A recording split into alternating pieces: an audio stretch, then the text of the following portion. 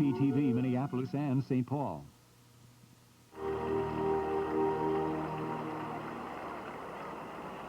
The view from outside here at the Metrodome as the ceremonies continue down on the field, and here is Don Rutger. I want to officially welcome the Minnesota Twins to their new home, the Hubert H. Humphrey Metrodome. And I want to thank Kelvin Griffith and the Twins organization for showing their loyalty to our area by entering into a long-term lease to play in the Metrodome. We hope they enjoy their new home, and we wish them many winning years. Our commission members, whose dedicated public service was key to the success of this project, join me in thanking everyone who has helped make this stadium a reality, and in giving... Stay with us now. We'll be back with the start of tonight's 1982 baseball season in just a few moments.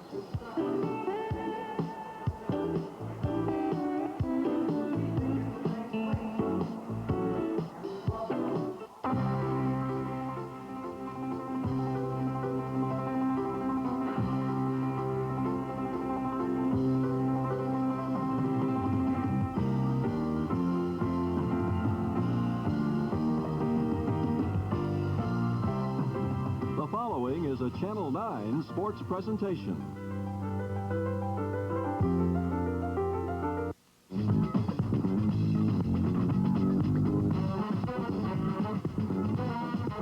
It's Baseball 82. Tonight, April 6, 1982. The first American League Baseball game from the beautiful new Hubert H. Humphrey Metrodome in downtown Minneapolis. It's the Minnesota Twins versus the Seattle Mariners. Tonight's game is brought to you by Midwest Federal at the sign of the good tree to come to for shelter. Midwest Federal serving this area with strength and stability for over 90 years. Light beer, everything you always wanted in a beer and less. Skelly Premium Unleaded. At Skelly, we want you to get the most out of your car. True Value Hardware Stores, more than just a name. It's our way of doing business.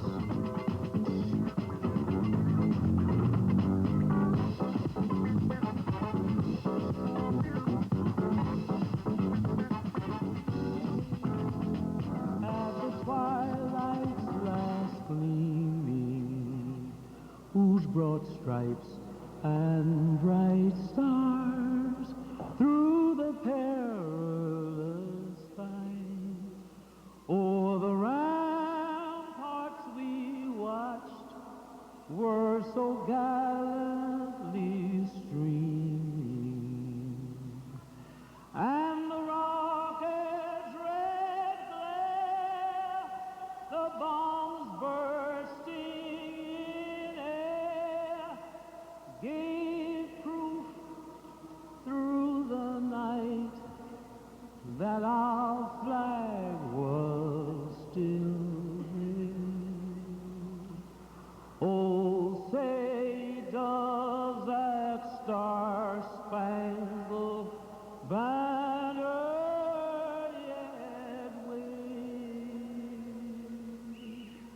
Oh, the land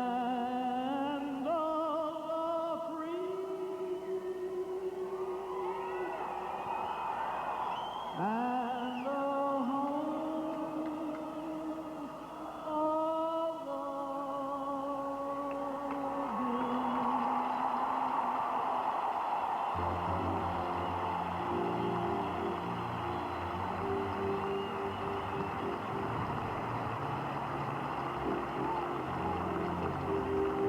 Miss Pearl Bailey singing our national anthem as we get ready for the start of the 1982 American League Baseball season here at the Hubert Humphrey Metrodome. Hi, everybody. This is Larry Osterman, along with Bob Kurtz. We welcome you to the first of 50 telecasts that will be taking place throughout the 1982 campaign.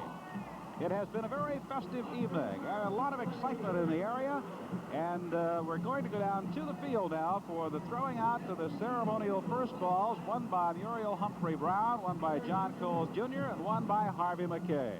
You can see Mrs. Brown with the Twins cap on. She threatened to throw a spitball at yesterday's luncheon, the Welcome Home Twins luncheon. See Mr. Brown seated at her left, and there's a nice picture of Muriel. Butch Weiniger will be the recipient. I don't see that he's wearing the big glove, Robert. No, not expecting a knuckleball or even the spitball, though Gaylord Perry is here, of course, with the Seattle Mariners, now the oldest player in Major League Baseball, and maybe he's giving her a few tips.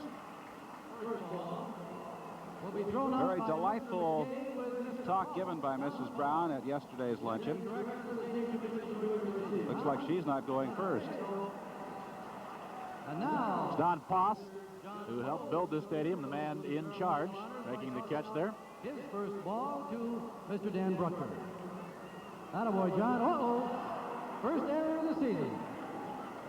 And now, Mrs. Brown, if you will, she was kidding Butch Weiniger at the luncheon yesterday that she was going to load one up on him today. So Butch is ready, if you will, Butch. See if you can handle Mrs. Humphrey Brown's finest and hardest offering. Good pitch. Attaboy. The season is underway. Play ball. Well, there you're looking at some 54,000 plus who have gathered here at the Metrodome for the opening of the 1982 baseball campaign. A lot of enthusiasm among the very young Twins who will be taking the field here this evening. And as far as youth is concerned, the Seattle Mariners have plenty of their own with 7 rookies on the squad. The Twins have 6, and a lot of them will be seeing action here this evening.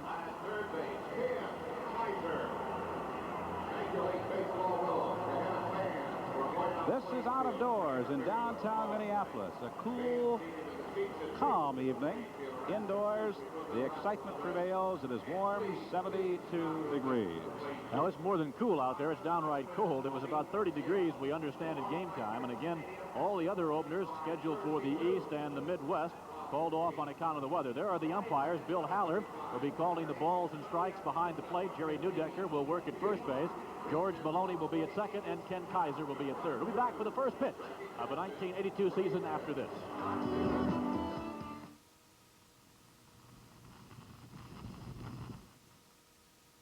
I'm a native Midwesterner. That's me when I was a drama student at the University of Minnesota. I'm Peter Graves for Midwest Federal. Time passes quickly, so don't wait to start thinking about your retirement. You can have a tax-deferred IRA Plus account at Midwest Federal, even if you have a company retirement plan. That's new for 82. The Plus is a free safe deposit box. So shore up your retirement savings with an IRA Plus account at Midwest Federal. Do it today. You'll be glad tomorrow. Unique Keepsake Diamond Centers, Minnesota's engagement ring headquarters, presents the largest selection of styles anywhere. Unique Keepsake Diamond Centers, Burnsville Center, Eden Prairie Center, and Maplewood Mall. Weeknights at 5:30, it's comedy that can't be beat, beginning with Good I Times. recognize that any place. Looks just like me, slim, black, and dynamite!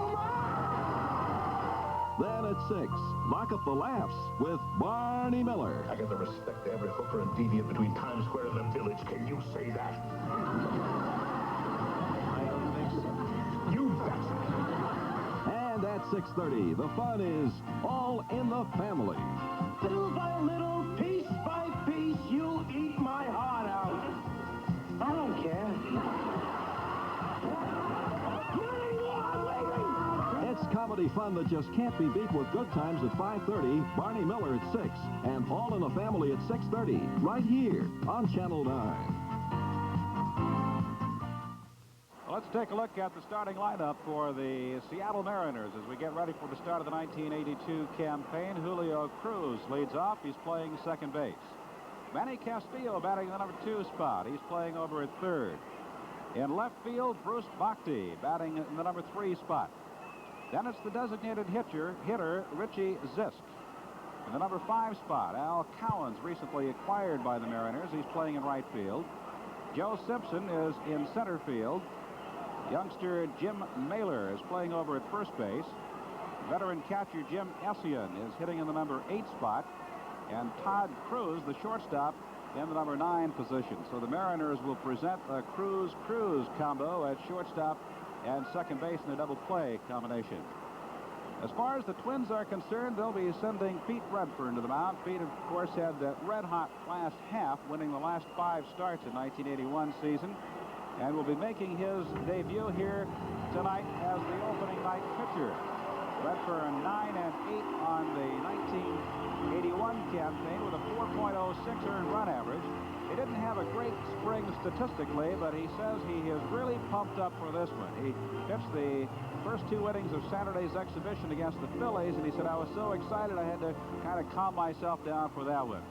But with this crowd and the enthusiasm displayed by this crowd and the enthusiasm among the young Tigers, Twins themselves, it certainly is going to be one of those nights where everybody is pumped up. And that's the way it is on opening night, regardless of the fact that you're a veteran or you're a rookie. As Bob mentioned, Bill Haller will be calling the balls and strikes tonight. Jaron Udecker is working at first base. George Maloney at second, and Kenny Kaiser is the ump over at third base.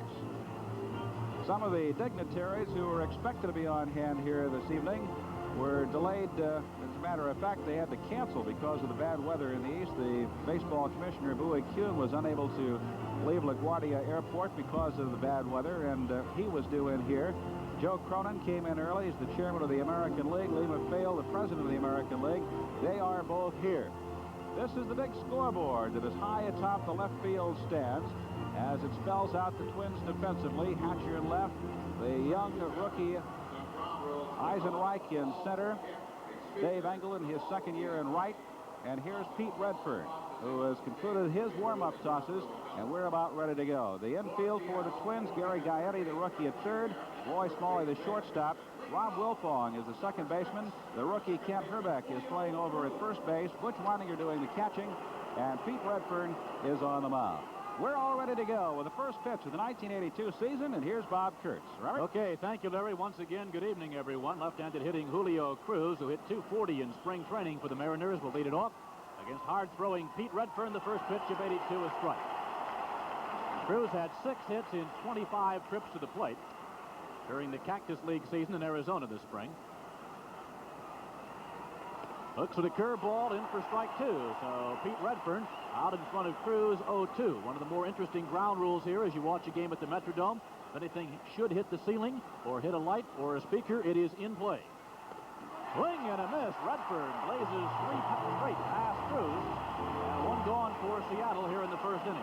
Midwest Federal and KMSP Television have purchased the broadcast rights to the Minnesota Twins baseball games for the pleasure of the viewing audience. No broadcast, rebroadcast, or reproduction of this copyrighted telecast is permitted without the written authority of the Minnesota Twins, KMSP Television, or Midwest Federal. Manny Castillo is the hitter. 302 in the spring, 1 home run, 8 runs batted in. He came to Seattle as he looks at a breaking ball over for a strike from the Kansas City Royals. He hit .335 at Omaha last year. He's 24 years old, but has spent already 8 years in minor league baseball. Redfern backs him away with a fastball, and the count all even now, 1 ball, 1 strike. Here's Bill Haller. And something dropped over the rail, apparently, down the first baseline, and that's now being removed.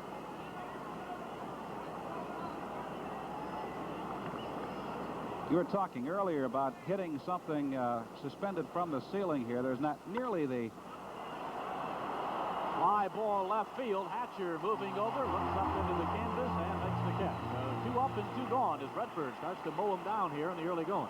There's not nearly the amount of materials hanging from the ceiling here as there is the Kingdome in Seattle. They have a lot of speakers. They have a lot of basketball games there, and there's just all kinds of stuff there. But the tremendous sound system they have here at the Metrodome is in the periphery of the playing field. So the chances of it hitting anything here are rather remote. Bruce Bhakti in left field tonight for Seattle, the number 3 hitter. He was the first baseman a year ago, but with the rookie Jim Mailer coming on, Mailer making the ball club and getting the start at first base tonight, Bhakti has had to be moved back to the outfield. 1 ball and no strikes. Pete Redfern 9-8 with the Twins last year, 4.06 ERA. Edges the corner with that one, and the count now even at a ball and a strike. But Redfern won his last 5 starts, and over the last 5 starts, posted an run average of 2.65.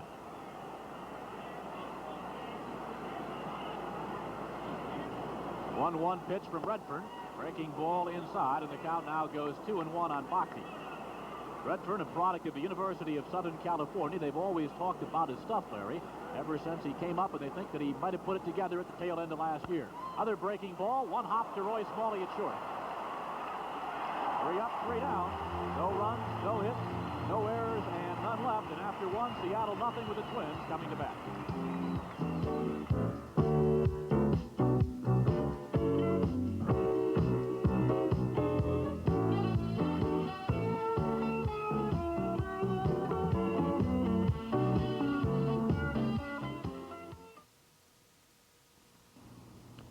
For 12 years, we've enjoyed bringing you exciting Twins action on radio and television through our exclusive broadcast rights. And now, as we move into the 13th year and the new Hubert H. Humphrey Metrodome, we're more excited than ever about the future. We've always been involved in sports. In fact, we're frequently referred to as the #1 sports fan. We've been sponsoring athletic events from high school through professional over the years. But our #1 concern has always been you, the people who live in this great area. That's why we're so pleased to have had a role in the building of the Metrodome. This is an ultra-modern facility and it's a welcome addition for professional sports in this area. And I know you fans will enjoy it. The new dome is truly a good place to come to for shelter and the best in Major League sports.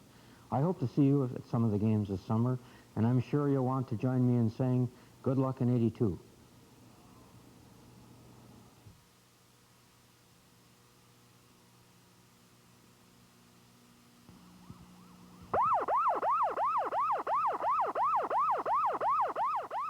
Get that winter oil out of your car. Get an oil change, lube, filter, and free 10-point maintenance check while you watch. Save $3 by mentioning Rapid Oil Change's spring sale. The spring sale is good through May 15th. Remember, there's still one place you don't need an appointment.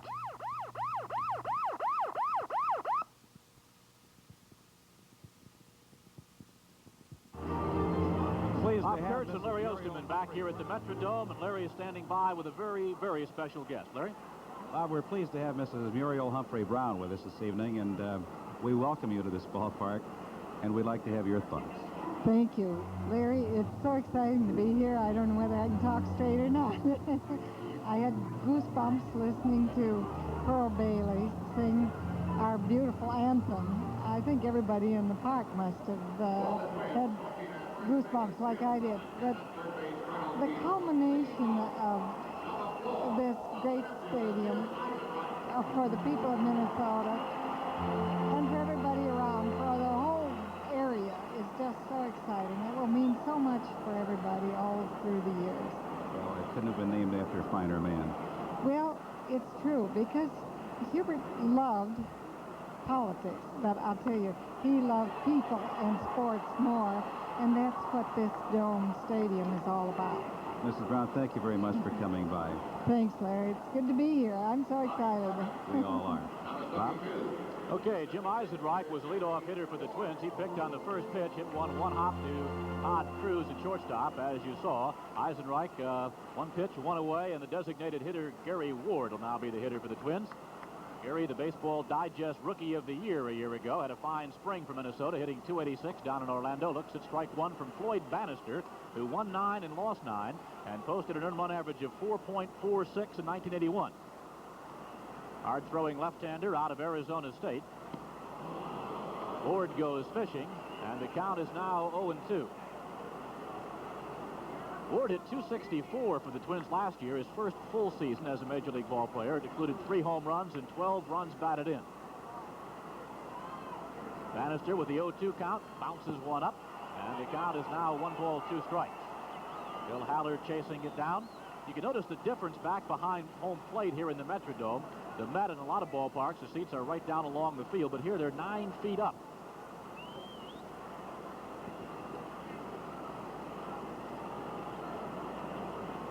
Bannister had a very consistent spring for the Mariners until his final outing last Thursday. We'll tell you about that as Ward skies one deep to center field.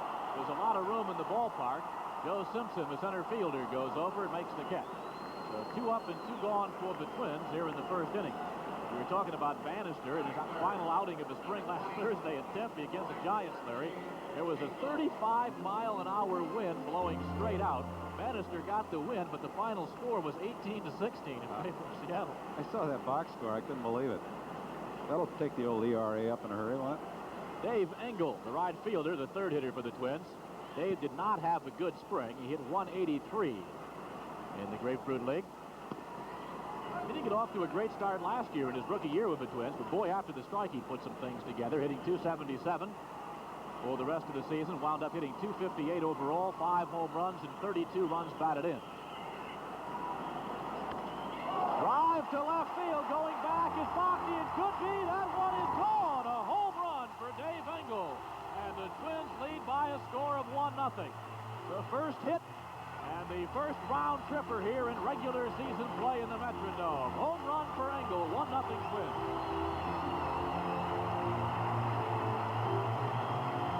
Dave Engel, who didn't have a red-hot spring, he got it all here. It was right down in his power. And he drilled it, and you'll hear still another reaction as it is replayed on the scoreboard as you see the replay on your home receiver.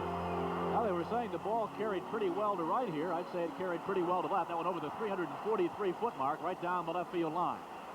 And here's the Twins cleanup hitter, the shortstop, Roy Smalley. Bannister gets it over for strike one. Smalley hit 234 this spring. Had a home run, 3 runs batted in. Of course, you know his story a year ago. That back sidelined him for much of the year. Wound up hitting 263, but still led the team in home runs with 7. Doesn't have a particularly strong swing at that one. There's Engel on the Minnesota bench. He's a happy young man.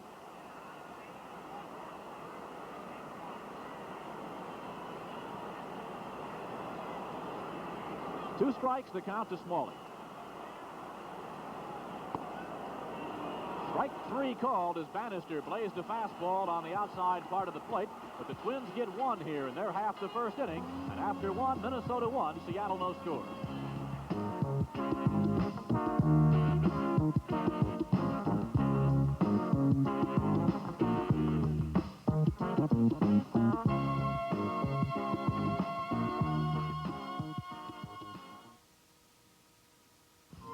Electricity. Maybe we could live without it, but think about what it does for us every day. It runs the tools that help us repair and create. And it also takes electricity to power large and busy factories that provide products and jobs. Electricity. Maybe we could live without it, but think of all the things we'd be living without.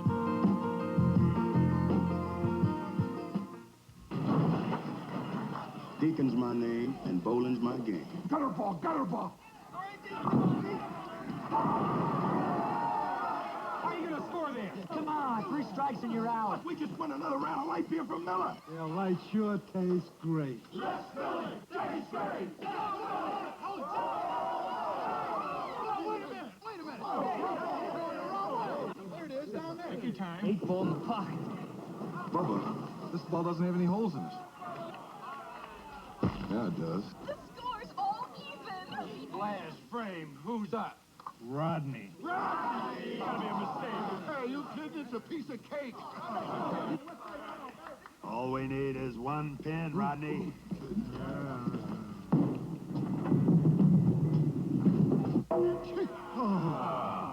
Light beer from Miller. Everything you always wanted in a beer, and less. I didn't get my turn yet. I'm gonna break this tie. Richie Ziff swings at the first offering from Pete Redfern to start the second inning. And Jim Eisenreich, who can really scoot out in center field, moves over to make the catch. We were talking to manager Billy Gardner at the luncheon yesterday, and he said that young man is the fastest man on the squad. I'll tell you, out here Sunday afternoon, he beat out an infield bouncer that I don't know who else would have beaten it out. And he also went into the hole and cut off what could possibly have turned into a triple and held him to a single. He can really fly. Al Cowens is the hitter now for Seattle. He's the right fielder. He was purchased by the Mariners from the Detroit Tigers at the tail end of spring training. Last year with Detroit, he hit 261 in 85 games. Looks at that one up high for ball 1. Tail end of spring training with the Mariners, Collins picked up 8 hits and 19 trips. That figures to a .421 average. Strike 2 called. Redfern looks extremely impressive. Scoreboard has 1-1.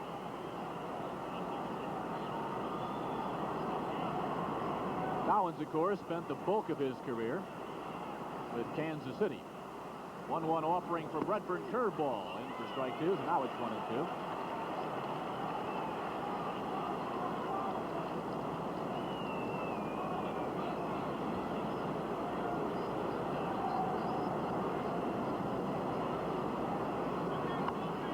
Pops it up, shallow left field. Smalley going back from shortstop and makes the catch like Ahmad Rashad right over the shoulder. Nice running catch by shortstop Roy Smalley. I believe that Mickey Hatcher lost that ball in the ceiling. He really had a better look at it than Roy did, but Smalley stayed right with it, and Hatcher said, "You take it, I don't see it." And Roy makes a fine catch over the shoulder.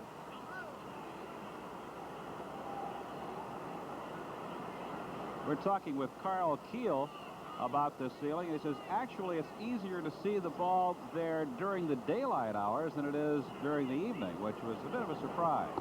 Joe Simpson is the hitter. He looks up at one high and away. 1 ball to no strikes to Simpson. Simpson hit .271 for the Mariners this spring, picking up 13 hits on 48 trips to the plate. Officially, it's 28 degrees outside, Robert, and it's a very pleasant 70-degree reading indoors. 1 ball and 1 strike to count on Simpson. Pete Redfern's retired all 5 Mariners. There's a fly ball, center field. Eisenreich moves over. 3 up, 3 down for Seattle in the second. After an inning and a half, it's still the Twins 1, the Mariners nothing.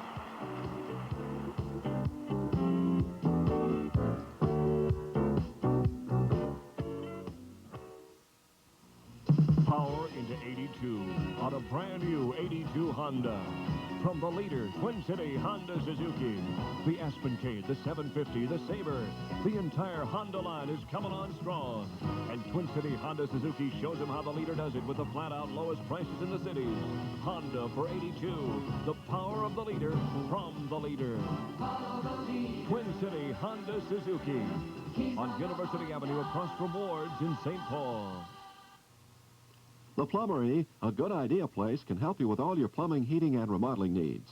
The Plumbery has everything from gaskets to faucets, and now they can show you how to save on your heating bills with the energy-efficient gas boiler from Weil-McLean. The Weil-McLean gas boiler will pay for itself often in only 2 or 3 years.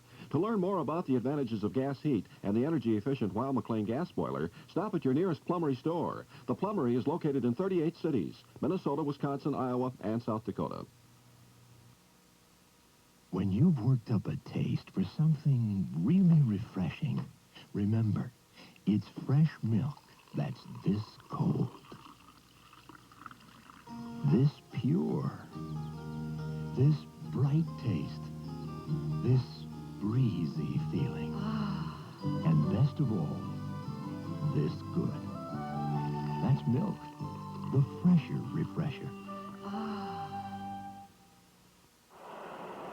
I'll make a note now. The first Jacket Day is April 11th. That's the first Sunday afternoon game of the season. The first 20,000 youngsters 16 years and younger will receive Twins jackets plus Treating You Right coupons. The Twins will be facing the California Angels right here at 1:15 Sunday the 11th. Robert? Kent Herbeck. Bannister bends the breaking ball across for a strike. Herbeck had 2 towering home runs against Philadelphia out here on Saturday. Strike 2.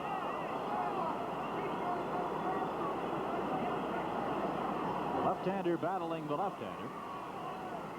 On deck for Minnesota, Gary Gaetti. Herbeck holds up, and the count goes 1 ball and 2 strikes. You know, we talked about this last year, Bob, and it was very clear again, the second home run that he hit on Saturday. He stands in against the left-handers. Bannister, pretty good thrower there from the left side. Turns the fastball loose again, and the count now goes 2 balls and 2 strikes.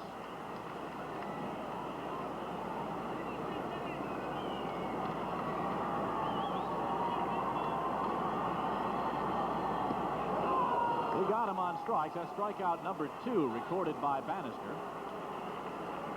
Struck out Smalley Cole to end the first inning following the home run by Engel, and that will bring up Gary Gaetti.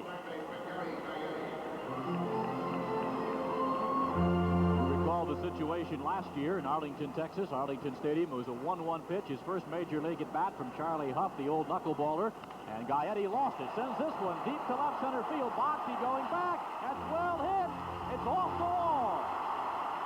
Rounding second. Heading for third is Gaetti. Simpson, the center fielder, chasing it down. Gaetti's going for it inside the park. Home run.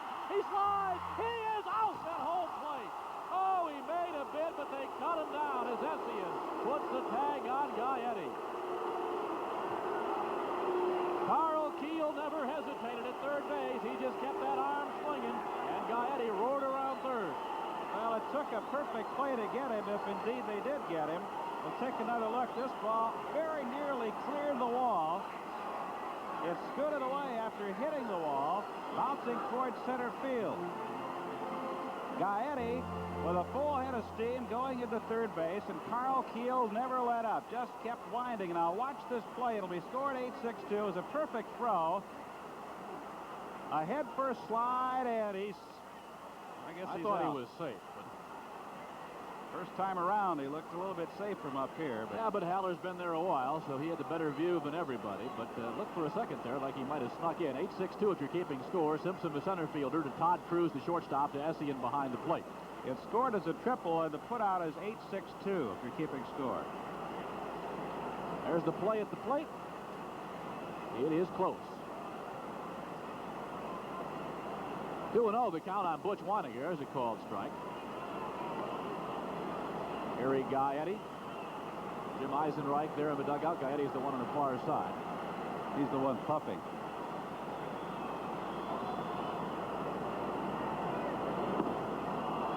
Down even on Butch now at 2-2. Weiniger hit .270 this spring. Of course, was bothered by a variety of ailments a year ago. First the elbow, underwent surgery for that, then a shoulder a little later on in the year. It was a lost season for Bush, but he intends to make a strong comeback this year as that one's high and away, and the count goes full, 3 balls, 2 strikes. Twins have 2 hits, a home run by Engel, a triple by Gaetti. 3-2 to Weiniger. Butch didn't see the ball get away from the catcher, Jim Essien, and Essien tosses over to first base. That'll be scored a strikeout 2-3 if you're keeping score. That'll do it for the Twins in the second, and after 2, still Minnesota 1 and Seattle nothing.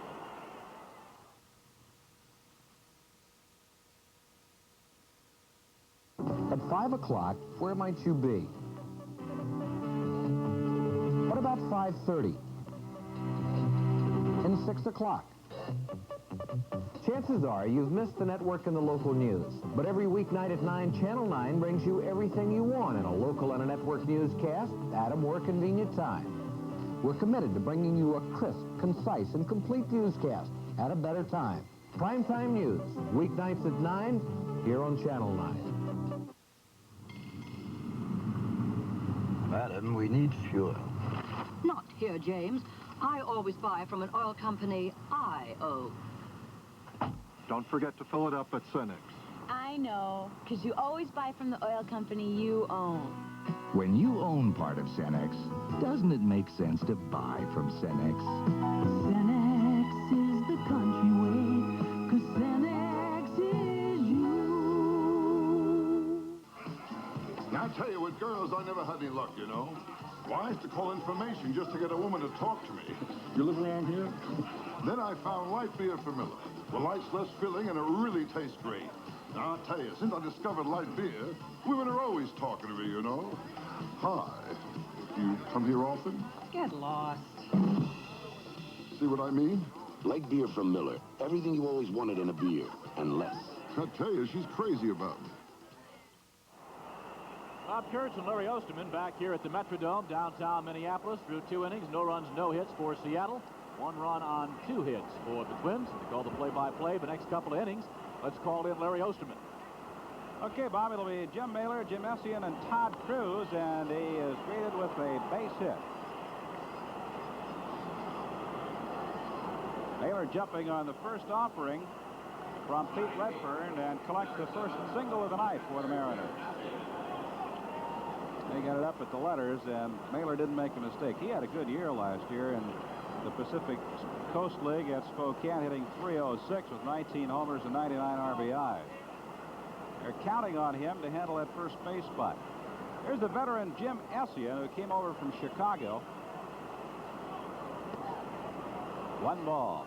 Essien extremely pleased to go from Chicago to Seattle, despite the fact that Chicago is a strong candidate for Western Division honors, and the Mariners are not, but at least he's going to get a chance to play. There's a ground ball through for a base hit on the left side. So back-to-back singles after Pete Redfern had retired the first 6 men to face him. And the Mariners are kicking up their heels here in the 3rd inning. Gary Gaetti a little upset with himself down at third base. He could have got over and gloved that. It was a possible double play for the Twins, but it scoots pretty quick on this carpet. Yes, it does. Todd Cruz, who also came over from Chicago, missed all of last season because of injuries. He's the shortstop. He had a good spring, hitting .314 for the Mariners. Infield in, halfway at double play depth. 1 ball, no strikes. Chuck Cartier, the third base coach, relaying the signals from Relay Latchman.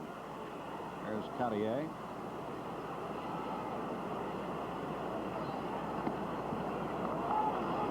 Actually, it's Cartier.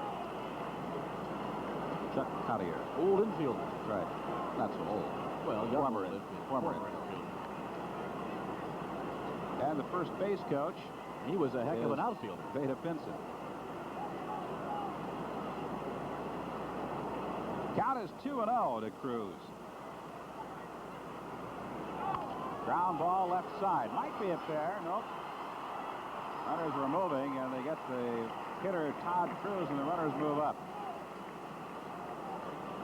So there's 1 gone. Obviously a good move by Latchman. Had the guys going. Fade out of the double play. We go to the top of the order from one Cruz to the other. Julio had the big season last year, had 43 stolen bases. Hit .286, second in the American League in stolen bases. I think he had, what, 15 in a row before it was finally nailed. He was a strikeout victim as a leadoff man in the 1982 season. Ground ball up the middle will tie the ball game. Possibly put the Mariners in front. Here's Eisenreich's throw to the plate. It is not in time, and the Mariners take a 2-1 lead. Julio Cruz comes up with a single that gets a couple home for the Mariners, and it's a 2-1 ball game. Another look at it. Down low at the knees, he golfs it up the middle into center field. Eisenreich up with the ball, makes a bid to cut down the runner at the plate. Ken Herbeck lets it go.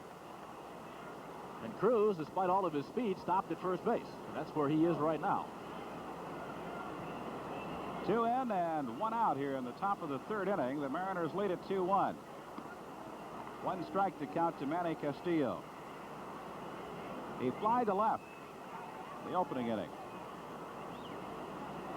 Oh, Redfern, after breezing through the first 2, has been tagged for a couple of runs and 3 hits here in the 3rd inning.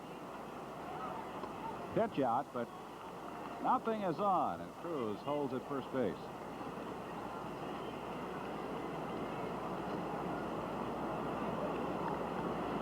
Well, we see a few empty seats around the old ball yard tonight.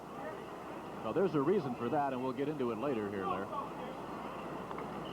The reason being is that there were tickets printed for seats that were not in existence. There were also double printing of other seats, so the Twins had to hold some back. So when everybody got into the ballpark and they found their seat was non-existent, they could move them around. So they don't think they'll reach the 54,711 figure, but it should be well over 54,000. Count is 1 ball, 1 strike. Quick toss over to first.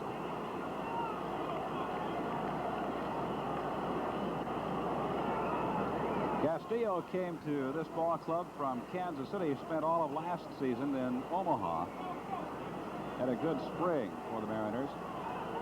There's a drive to right field coming over his angle. He cannot get it. It goes all the way to the at third base. He is being waved home. Here comes the relay, and he'll score easily. It's 3-1 as Manny Castillo drives home the third run of the ball game for the Mariners. It'll be scored as a double. Again, Redfern got that one up high, and there's the problem with the carpet here. All the way to the wall it goes. Eisenreich scooted over. They scored a double, and they say that Castillo took third on the throw. There's Julio Cruz. He's, of course, got great speed. And Seattle now has a 3-1 lead. So 3 runs on 4 hits this inning as Fernando Arroyo gets up and throws in the bullpen for Minnesota. Manny Castillo at second base with a run-scoring double.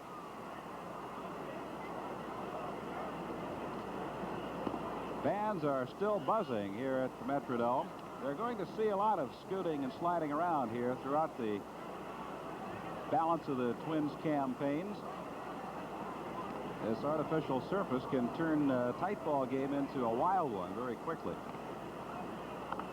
Ground ball chopped foul on the first baseline, and Veda Pinson handles it flawlessly. Well, the wily old pro, Gaylord Perry, who has seen just about everything in baseball over his illustrious career, was here with the Mariners during their workout yesterday. He looked around and said, you know, it's another hitter's ballpark. They don't make pitcher's parks anymore. Well, that's a pitcher talking. And a pretty good one. 1-1 pitch. Gets away from Weiniger. Cruz goes to third. Or Castillo goes to third.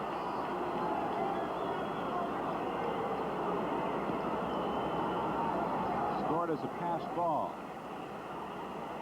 So things are not going very well here in the third inning for the Twins. Here's another look. I don't know. Weiniger looked like he was not expecting what he got, though, because he immediately ran out and talked with Redfern. Get their signals straight. I think that could very easily have scored a wild pitch.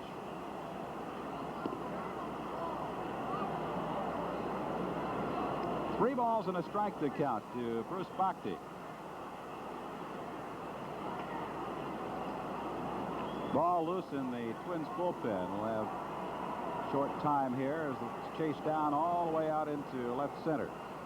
We have one final from this afternoon. The Los Angeles Dodgers beat the San Francisco Giants 4-3. Tonight in the National League, St. Louis is at Houston, and Atlanta plays at San Diego, while in the American League it is California at Oakland.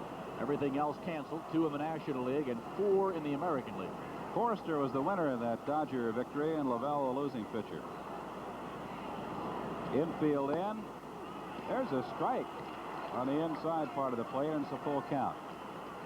There's just one out. The Mariners have tallied 3 times here on 4 hits. 3 singles and Castillo's double.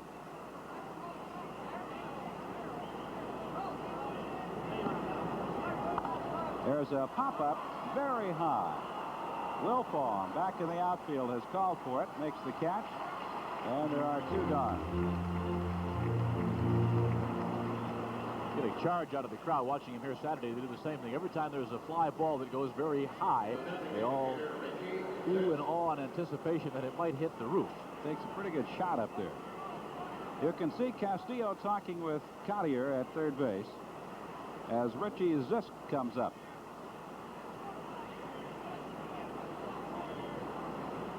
Richie flied to center as the leadoff man in the second inning. He's the designated hitter. Fouls one into the mid of Butch Weiniger.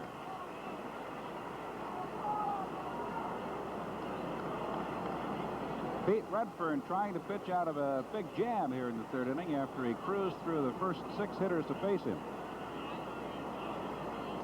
Fastball is fouled back upstairs.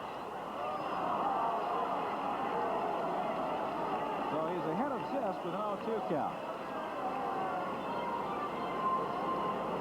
Zisk about the last remaining power hitter on the Seattle ball club. They gave up power over the offseason, exchanging it for speed. Well, with Pachorik no longer in the lineup, Zisk may not see quite as many pitches to hit. Fouls another one back, 0-2.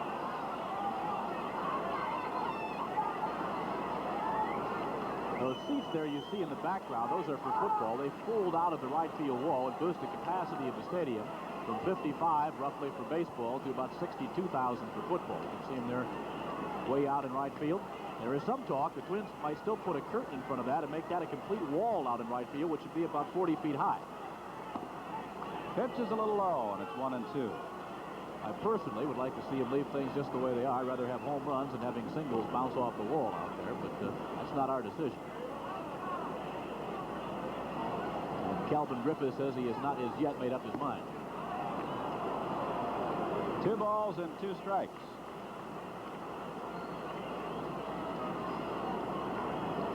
Scoreboard had 3-2 up. Now it's been changed. 3 runs in. It's 3-1. Mariners lead. Ground ball left side. Should get him out of the inning. Boy throws him out, and the side is retired. It's 3-1 Mariners after 2.5.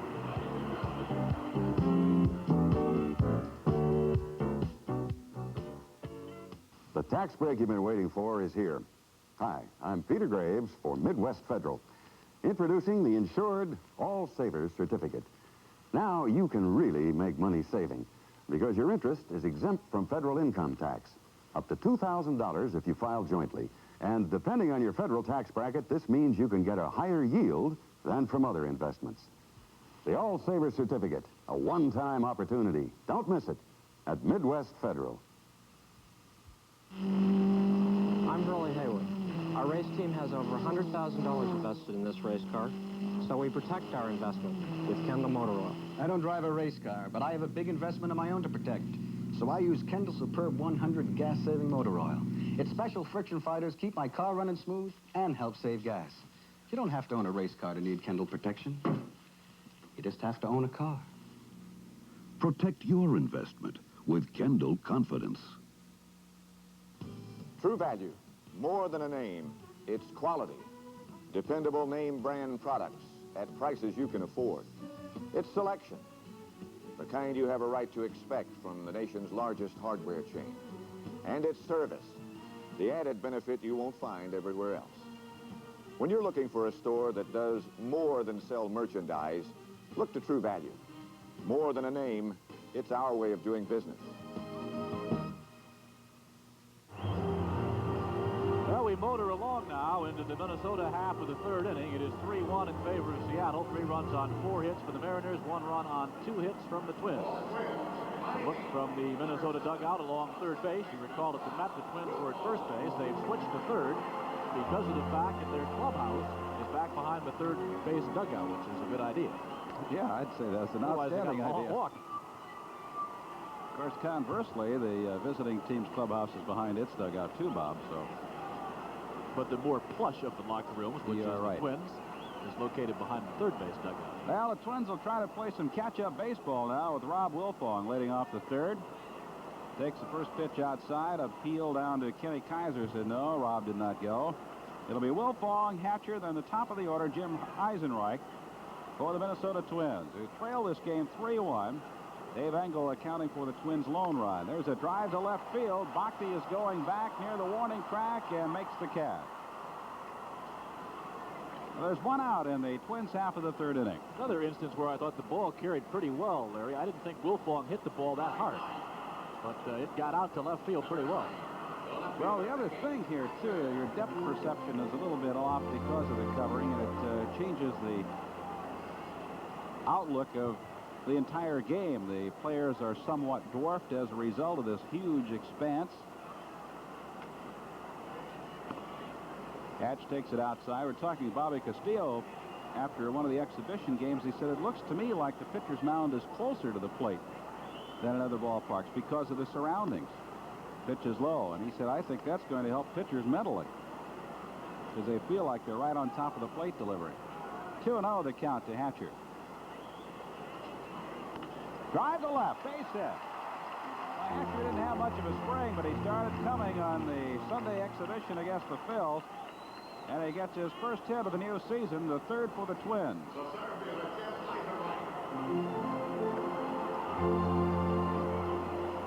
Hatch went down, got that one on the outside part of the plate, was still able to pull it.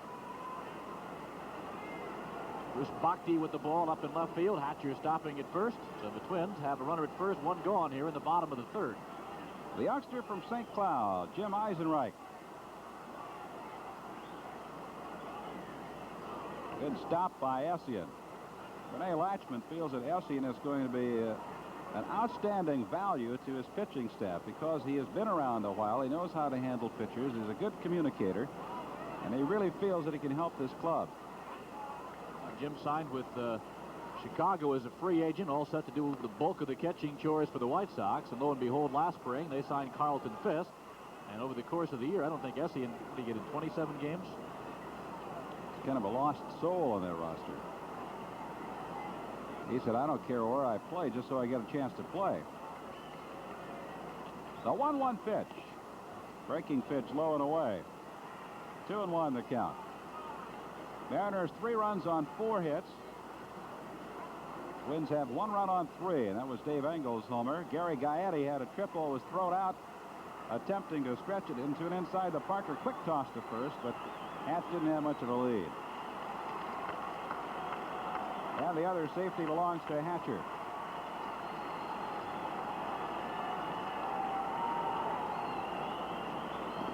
There's a strike at the knees.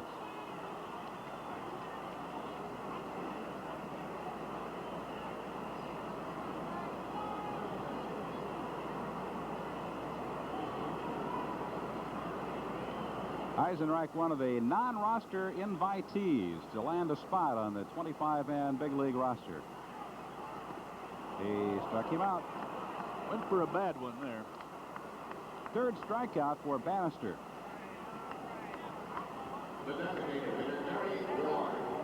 So it'll be up to Gary Ward.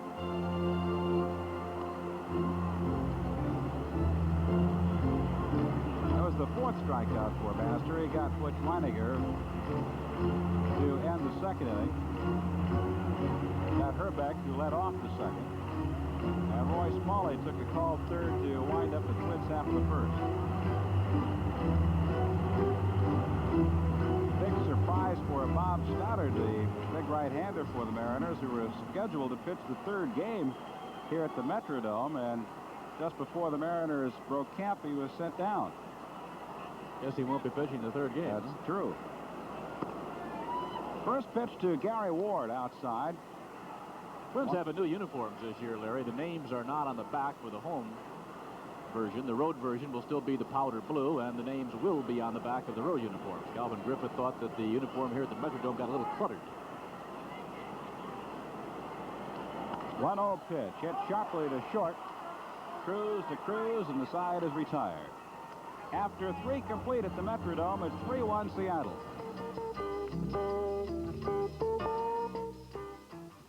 Back in 1891, Midwest Federal started with a small office in this building and a goal: to help Midwesterners grow and prosper. As years passed, Midwest Federal was right there, providing home loans and insured savings.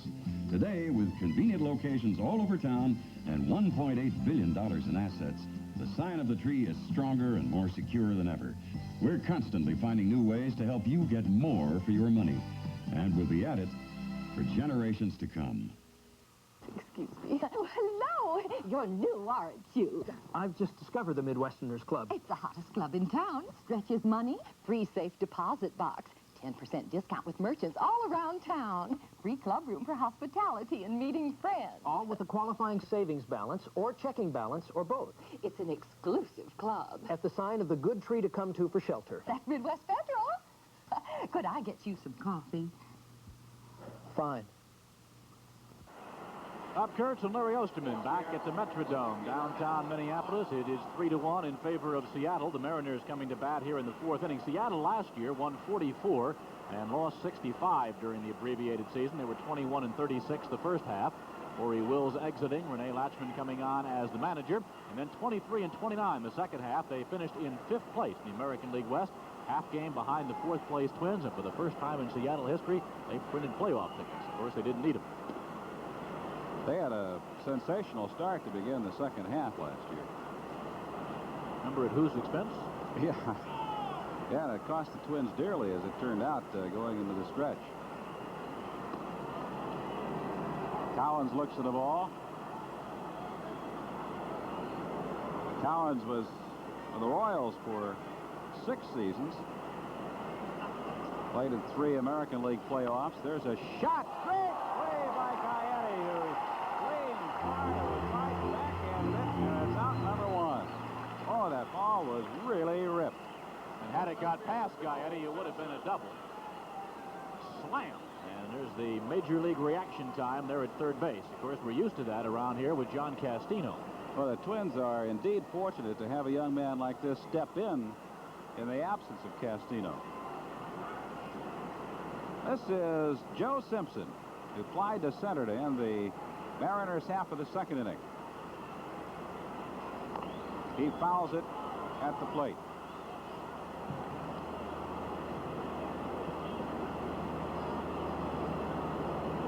Good to see Butch Weininger back behind the plate. Simpson had an outstanding collegiate career at the University of Oklahoma. He set several school records there. Was an All-American his senior year, which dates back to 1973.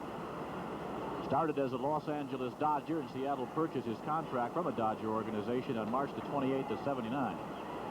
He's got some speed, too. He was second only to Julio Cruz in stolen bases on the club in the second half last year, and has an outstanding arm. Right now, he's fallen behind Redfern, 0-2. Fouls it back into the seats. Redfern got the first 6 men to face him, and then gave up 4 safeties in the third when the Mariners tallied 3 times. Since the double to Castillo that drove home the 3rd run of the 3rd inning, Redfern has settled down and has retired 3 in a row. Now he's working 0-2 to Simpson. He changed it up, and it's fouled out of play. Simpson, originally drafted by the Los Angeles Dodgers back in 1973. He's been around a while. Was up with the Dodgers in 75 briefly, 76, 7, and 8, and then came to the Mariners in 79.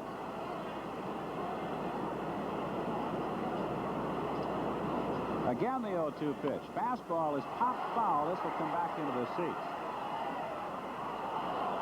The one thing for Redfern, he's throwing strikes. Right. Festive atmosphere, as you can see, at the Metrodome. Same 2 teams go at it again tomorrow night. 7:35 is game time here at the Metrodome. They're expecting a much smaller crowd. And then Thursday afternoon, these 2 teams will wind it up with the old Businessman Special at 12:15. It'll be game time on Thursday. Call strike 3. Well, there are 2 out in the Mariners' 4th. Second strikeout for Redfern. Now, those fans attending on Wednesday will have a little bonus going with the White Sox and Toronto's playing in an exhibition game following the completion. Thursday. Not sure. I think that's separate, Larry. Read the notes. Oh, was it on the notes? I didn't know what the deal was for tomorrow. I know they're playing at noon tomorrow. Well, let's be precise. It says Thursday's game will follow the Twins-Mariners contest as soon as practicable. Tomorrow's game will not be open to the public, but fans attending Thursday afternoon's game are invited to remain for the exhibition. This ball is pretty well hit. It is very well hit. And it's a home run for Jim Mailer, who is now 2 for 2. Well, that's 2 that have flown out left field tonight. That is the 5th hit for Seattle, the 4th run they put on the board against Pete Redfern. Mailer's a big kid, 6'4", 230 pounds. And he takes Pete Redfern downtown. Mailer last year had 19 home runs and 99 runs batted in with Spokane. His big home run season was 79 at San Jose when he clubbed out 24. Now it's a 4-1 ball game. 4 runs on 5 hits. The Mariners have really made those base hits count. Cassian takes a strike. First homer for Mailer. His big league career.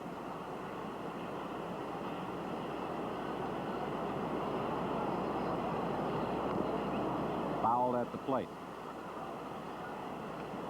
Billy Gardner looking out from the third base dugout, kind of a somber expression at the moment.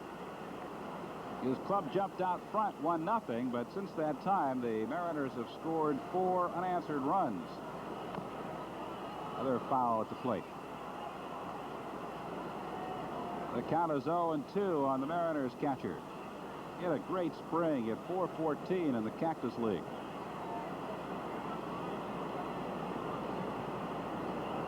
Outfield straight up. Eisenreich has come in a shade now.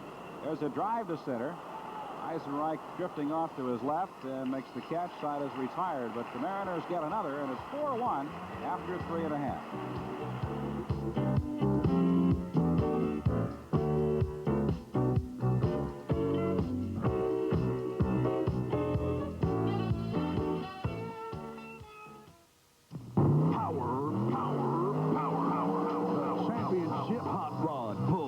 Returning to the St. Paul Civic Center Arena Friday and Saturday, April 16th and 17th at 8 p.m. See hot rod trucks and exotic dragster tractors unleash their super horsepower. Some go, some blow. A Go-Go the Gorilla and TNT production. April 16th and 17th at St. Paul Civic Center Arena. Tickets at Civic Center box office and all Dayton's outlets. Everyone knows fishing comes in 3 parts. Getting there, getting fish, and getting home again. Since 2/3 of your fishing success depends on your motor, it's time you discover what anglers the world over are learning about outboards. If you want reliability, you need Mariner. See the full line of Mariner outboards at your local dealer. Boat Motor Mart St. Paul, National Pontoon Wyoming, Rosemont Marine, Rosemont. Viking Sewing Machine Company introduces the new 6690 Miracle Machine. Your Viking dealer now has computerized sewing that allows push-button selection for all your sewing needs. Interchangeable memory cassettes give you perfect buttonholes, zigzag or utility stitches, and fancy sewing stitches. And the most amazing part of all, the 6690 actually writes. See it now at your local Viking dealer. $290 sewing cabinet free with the purchase of Viking 6690 before April 19th at these authorized dealers. Well, the Twins opening day lineup, Friday, April the 21st, 1961 at the Met. Zolio Versailles is the shortstop, Lenny Green in center, Don Mincher at first, Bob Allison in right, Jim Lemon in left, Earl Batty catching, Reno Bertoglia at third base, Billy Gardner at second base, and Camilo Pascual on the mound. Lemon, of course, now a coach with the Twins, and Gardner the manager. Well, you got to look at our location here at the Metrodome, and that ugly fellow sitting between Bob and I is Tom Reed, who will be back in action before long with the North Stars. Dave Engel leads it off, takes a strike. He has accounted for the Twins' only run, a homer with 2 gone in the opening inning. Yeah, Tommy's in training. We're going to send him after Al Secord tomorrow at the Mets. He's going to bring the basket. Now we got the basket for his head. Not sure if it's for Al's or Tom's, but...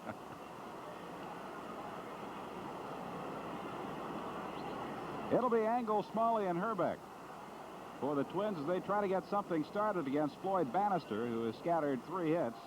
1 a homer, 1 a triple, and 1 a single. Called strike.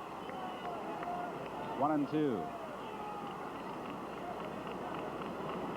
The Cardinals are off and running. They're leading Houston 5-0 in the second inning. 2 balls, 2 strikes. Engel had an outstanding second half, as you'll recall, last year. Had a little trouble getting on track this spring, however. Breaking pitch, chopped down the third baseline. Castillo charges the throw. Bad throw, and he gets it safely to first base.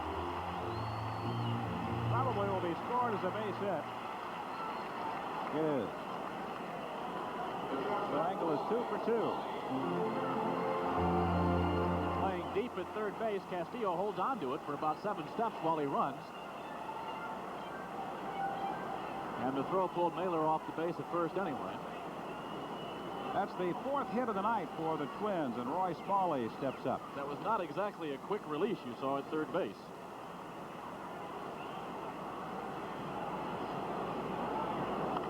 Long drive, but he pulls it foul. Boy hit it right on the nose and had the distance, but pulled it about 15 to 20 feet foul.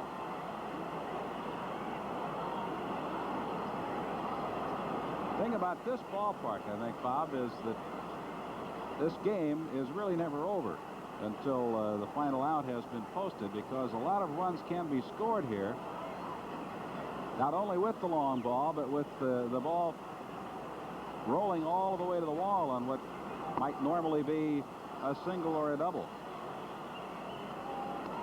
That was proven in the Sunday exhibition with the Philadelphia Phillies.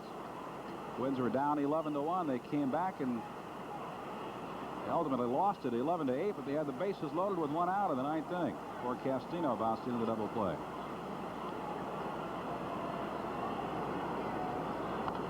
Foul ball out of play. Still 2 strikes on Smalley. Had a great show before the game, wasn't it? It was great. University of Minnesota marching band taking part. Earl Bailey singing the national anthem. Ariel Humphrey Brown, among others, tossing out the first ball. And from everything we've been able to determine from the people that were outside right up until game time, there were no major traffic difficulties. Pitch is low and away.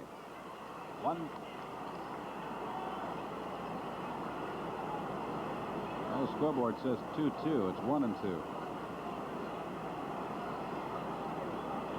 Now they got it corrected out there. They'll be working on that. They got everything is new here, operated by computer, a little different than the old scoreboard at the Met.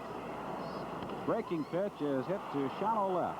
Bruce Bhakti coming in. Castillo calling him off, makes the catch in foul territory. And there's 1 out in the Twins' 4th.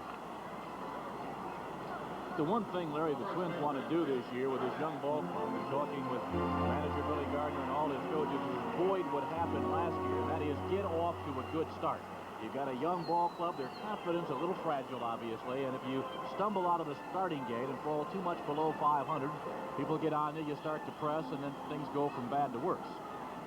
I think it is imperative that they get off to, if not a fast start, certainly a decent start. That's Dave Engel being held at first base by Jim Mailer. An infield single to go with his home run has accounted for 2 of the 4 Twins hits. Now big Kent Herbeck steps up. Kent struck out his first at-bat. I'll tell you, if this guy does anything that, well, it's going to be impossible to match what he did during the spring, but if he even comes close, he's going to be one of the exciting players that Minnesota's had around here in a long time. Has a good glove and just tremendous power. There's a drive to left field for a base hit. Engel making the turn will hold with a play in front of him, and the Twins have a couple on with 1 gone here in the 4th. So Herbeck gets his first hit of season 82. That is hit number 5 for the Minnesotans. Went down and got it, and sent it on a line over the head of Castillo at third base. Out on into left field, Bruce Bhakti plays the hop. Engel stops at second. And so the Twins have a minor uprising going thus far here in the bottom half of the 4th. Well, Gary Gaetti, who just missed a home run in his first at-bat, steps up. He was thrown out trying to stretch a triple in 2 and inside the Parker, but he just about cleared the fence in left center on the fly. Takes the first pitch on the outside corner. 1 strike. Bannister might be a little more careful this time? I would think so. Well, we can't be too careful because he has 2 on already. We'll see if he works him outside. He gave him the fastball outside in his first delivery. Steps off the mound.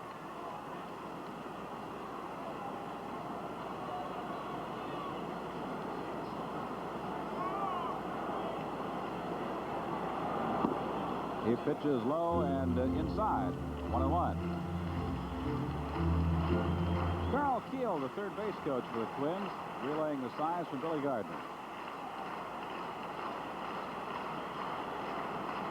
Big Jim Lemon at his spot at first base, talking with Herbeck. 1 ball, 1 strike. A blast by Gaetti can tie it. Little look at second base as Julio Cruz started in behind Dave Engel, but David went in head first and got back. There's Big Jim. Well, we were talking hitting with him the other day, and he can talk hitting by the hour, by the day with you, and he's always telling you something that's new and interesting.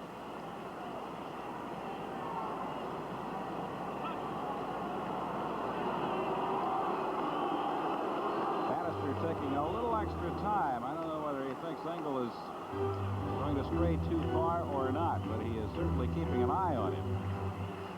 will be interesting to see whether Gardner has the runners moving to stay out of the double play. Gaetti does not have great speed. Anything hit hard on the ground obviously can be turned for 2. That's Engel at second base. Herbeck is at first with 1 out here in the bottom of the 4th. Twins trying to battle from a 4-1 deficit.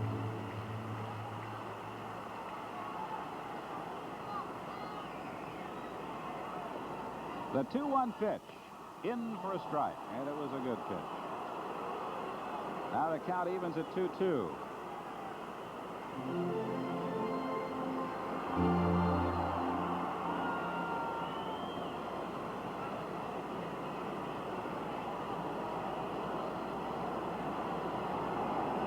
Long drive to deep left field. It could be. It is a home run for Gary Gaetti. It'll tie the ball game. Well, a big blast by number 8, Gary Gaetti. And as soon as he touches home plate, we start anew at 4-4. Gary Gaetti, who just missed a homer in his first at-bat, has just drilled a 3-run homer and has tied this game at 4-4.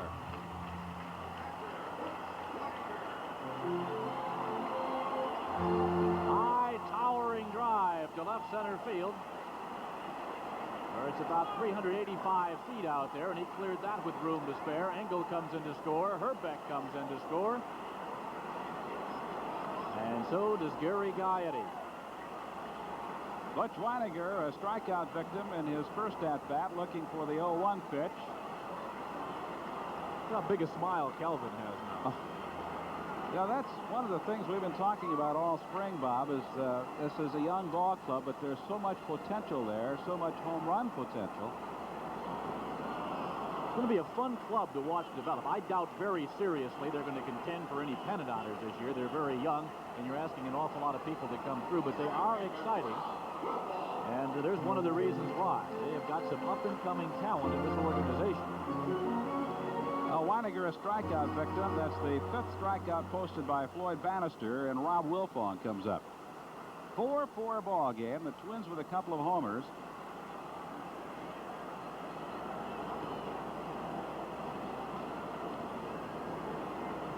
Mariner's got a round tripper from Jim Mailer.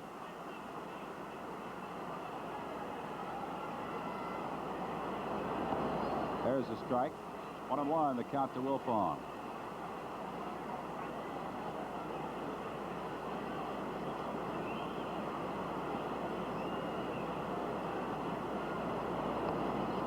Now it's 1-2. Well, win or lose, you know these youngsters are going to be battling all season. They're going to make some mistakes, no question. But they're also going to play some exciting baseball. 1-2 pitch. Foul straight back. He's spoiled after tonight, though. There have been some great plays.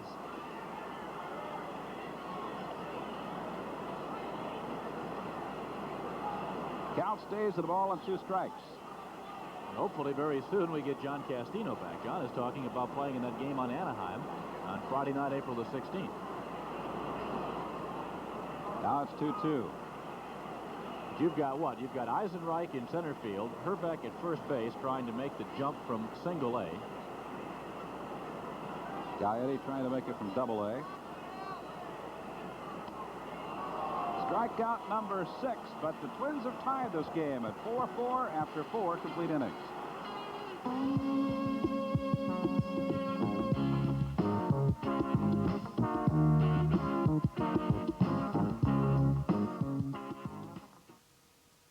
Here's a question for you. 4 Serta mattresses from Slumberland.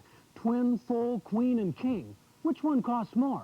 Well, common sense says the big one costs more than the small one, but that's too obvious. In fact, this week at Slumberland, the big one costs the same as the small one. $81 for the mattress, $81 for the box spring, whether it's a twin, full, queen, or king-size Serta bed. Do you realize what a good deal that is? It's such a good deal, we're only going to offer it till Saturday at Slumberland. Don't miss it. It's a good buy.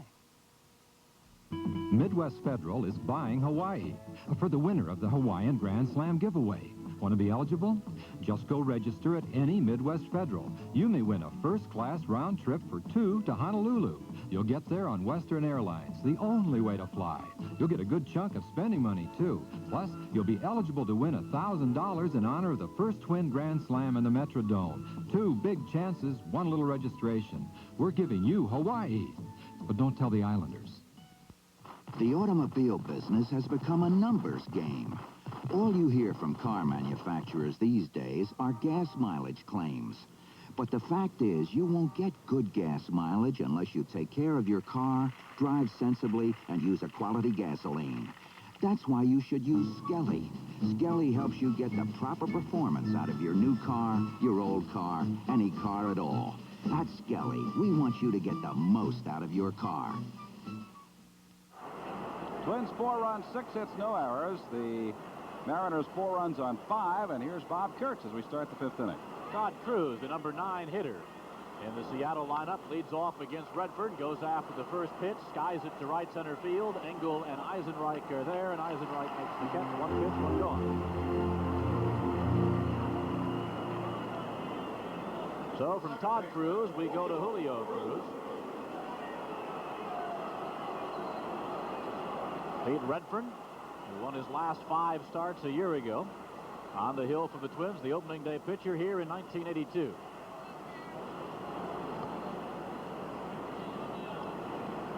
One ball and no strikes to Julio Cruz, who was a strikeout victim to start the ball game, and then singled to center field in the 3rd, driving in 2 runs. Count even now at 1 ball and 1 strike.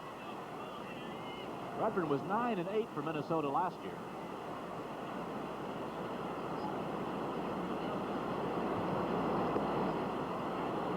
Count now 2-1 on Cruz. Manny Castillo is in the on-deck circle. We're tied at 4. Seattle batting here in the top half of inning number 5. 3 balls and 1 strike. Redfern has not walked a batter. He has struck out 2, has given up 4 runs on 5 hits. Bannister of Seattle likewise has walked none. He has mowed down 6 strikeout victims. 3-2 now on Cruz. Seattle got 3 runs in the 3rd, a single by Mailer, a single by Essie, and a single by Cruz, and a double by Castillo. 3-2 pitch fouled down the left field line. That will reach the seats. Seattle's other run came in the 4th on a solo home run by Mailer. Twins got 1 in the 1st on a home run by Engel, 3 more in the 4th on a home run by Gary Gaetti. When you look at the Twins hits, they've all come from the kids. Engel with a homer and a single. Line drive, 1 hop out to left field. Mickey Hatcher up with it. And Julio Cruz has his 2nd hit of the ball game, hit number 6 for Seattle off Pete Redfern.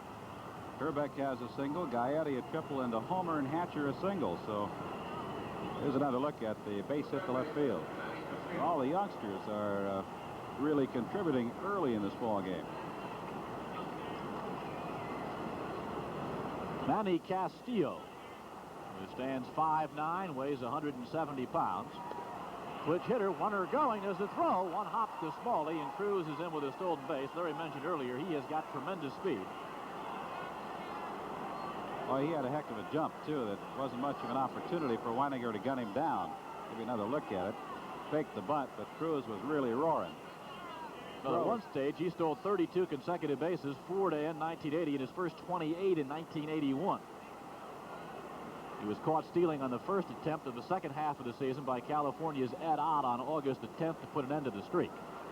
His high water mark was in '78 when he had 59 stolen bases for the Mariners. Redfern has now fallen behind Castillo 2-0. Castillo has flied to left field and doubled to right. He took 3rd when the ball went past Dave Engel to the wall, and then the throw went to the plate eventually.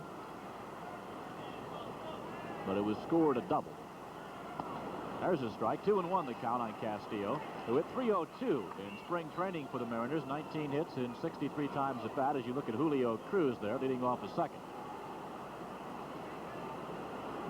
Castillo hit .335 last year in Omaha. Was named the American Association's most valuable player. He was signed as a free agent at the age of 16 by the New York Mets. He's a 9-year minor league veteran. Has spent the last 4 at the AAA level. and was getting word that he was going to be tagged with the tag minor league ball player, all this despite the fact he's only 24 years old. Well, you talk about youngsters. They've got an 18-year-old pitcher on this club by the name of Edwin Nunez, who was signed when he was 15 years old. Youngest player in Major League Baseball. As I mentioned earlier, they also have the oldest player in Major League Baseball, Gaylord Perry. 3 balls and 1 strike to count on Manny Castillo. Leading off second base, Julio Cruz. 1 gone for Seattle here in the 5th. We're tied 4-4. First walk of the ball game.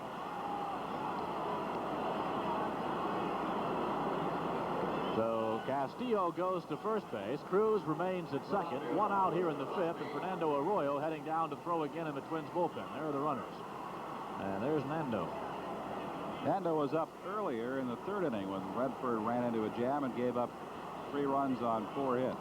Batter is Bruce Bhakti, who was bounced to short and popped to second. Rounds it foul past Veda Pinson down the first baseline. 1 strike now to count on Bhakti.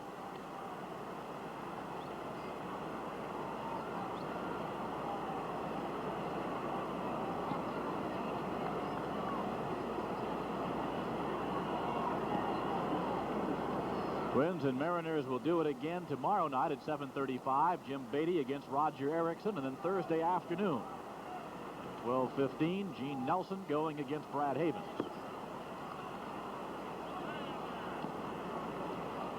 Cardinals are still leading by 5. It's 6-1 over Houston now. They're in the 4th inning at the Astrodome. 1 ball and 1 strike to count on Bhakti. 2 on, 1 gone for the M's as they bat here in the 5th against Pete Redford.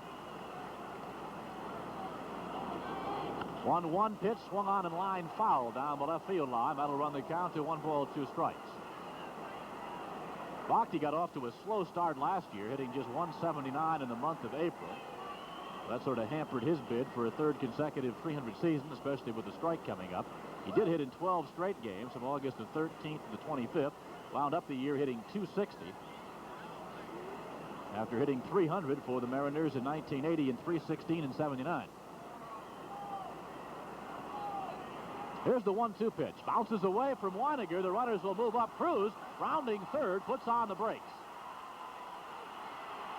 Weiniger finally comes up with the ball. Had trouble digging it out apparently along the wall. We couldn't see it from our broadcast location.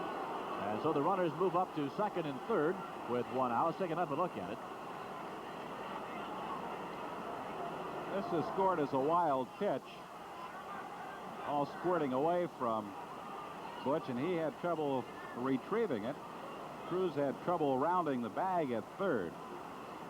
And the count on Bhakti even now at 2 balls and 2 strikes.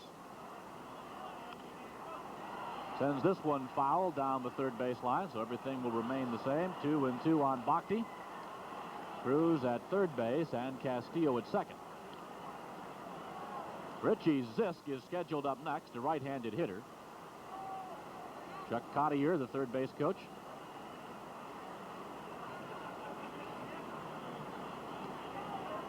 Two from Redford, line to right field.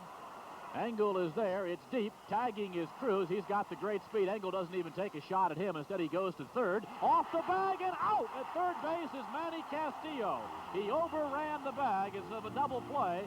We'll get the Twins out of the inning. The run will count. Seattle scores 1. 5-4 Seattle after 4.5.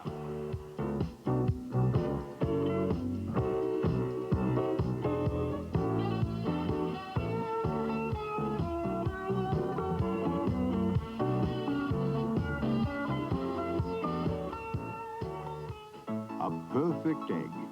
Or is it? Magnified 20,000 times, you see imperfections you never knew existed. Look into a car's carburetor, and you may see something you never knew existed.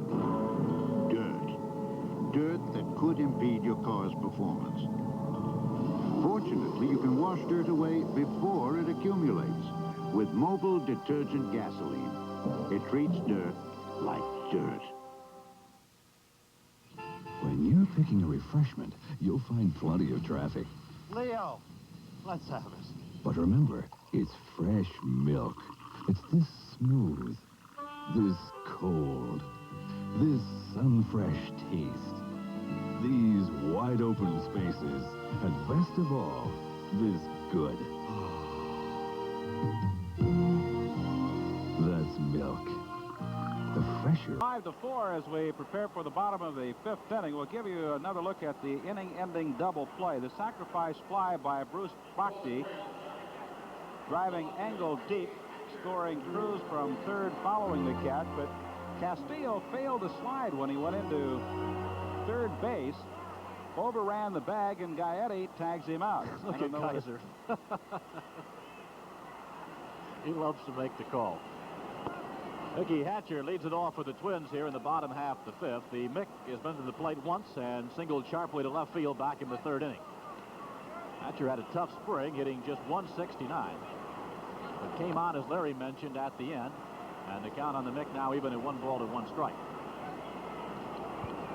Floyd Bannister, the left-hander on the hill for Seattle. Had a career average of 6.5 strikeouts per 9 innings pitched. Reached double figures last year 3 times. Misses wide with a heater on that one, and the count goes 2-1. Struck out 11 against Chicago on May 25th, tying the Mariner Club record. 11 against Kansas City in 10 innings, September the 22nd, and then 10 at Detroit on August the 1st. He has fallen behind Hatcher, 3 balls and 1 strike. 21 starts last year and 5 complete games. Line drive, right center field, base hit for Hatcher, going over the right fielder Collins. He drops the ball. Hatcher heading for second. He slides, and he is out at second base. Collins to the shortstop, Todd Cruz, to cut him down. So a single for Hatcher, the 7th hit for the Twins, and then 9-6 if you're keeping score on the retirement of Hatcher.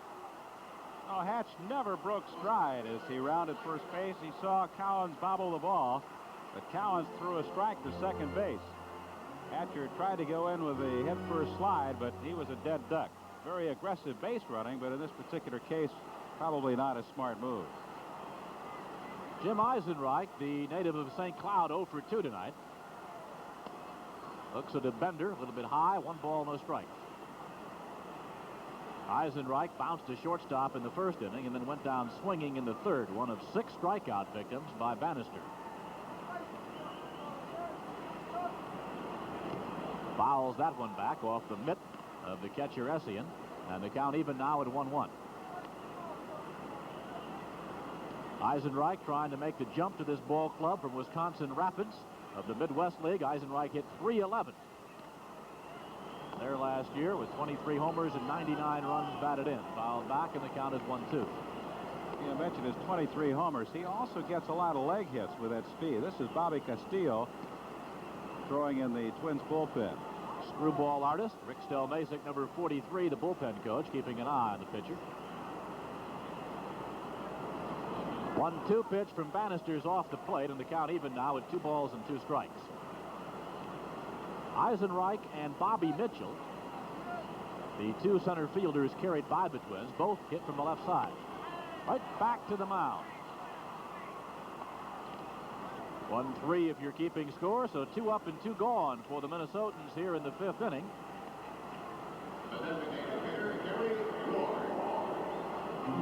Bannister rubs up the baseball.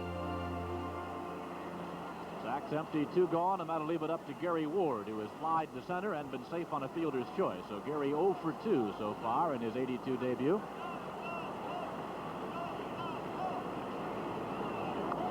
Look out.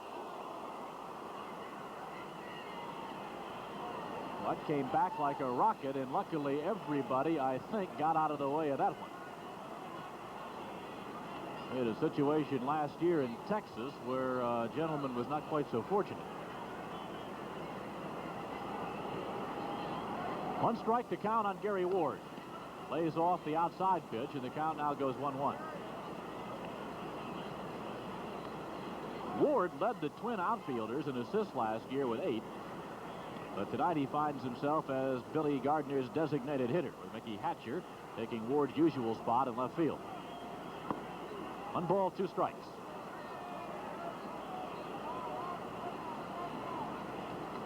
Floyd Bannister started his career with the Houston Astros. He came to Seattle in exchange for shortstop Craig Reynolds on December the 8th, 1978.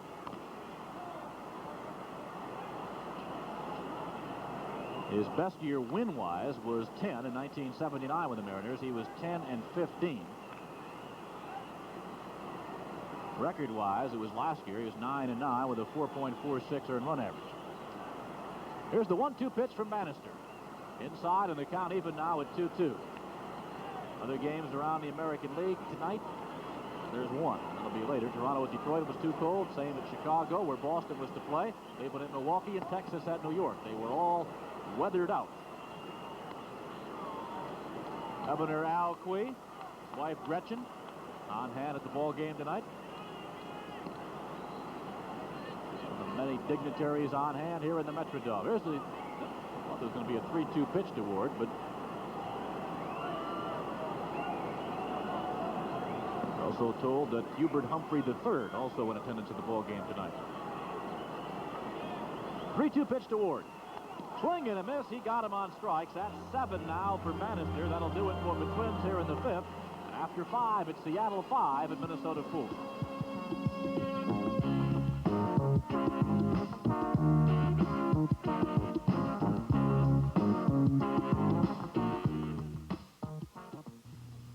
If you're looking for a great time and don't want to spend an arm and a leg for it, try bowling at a nearby Diamond Fun Center. Open and league bowling at its best. Food and beverages, games and entertainment. Check these handy locations. Diamond Lake Hilltop, Central Plaza Shopping Center. Diamond Lake South, South Minneapolis.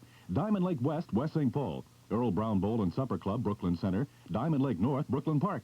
Diamond Lake Midway with a new AMF Magic Score, Snelling and University St. Paul. There's always something happening at a Diamond Fun Center. Waterbed Gallery, Waterbed Gallery. Oh, I'm not the boss or anything, but I got to tell you what's going on right now at Waterbed Gallery. It's our Not a Spring sale. Get a complete wood frame system like this for under $200 or a top quality soft cider like this one for just $349. Why do we call this our Not a Spring sale? Because there's not a spring in the place. Just the best buys of the year. Don't you miss it. Waterbed Gallery, we are Waterbeds. You've got a ticket on the Heartburn Express.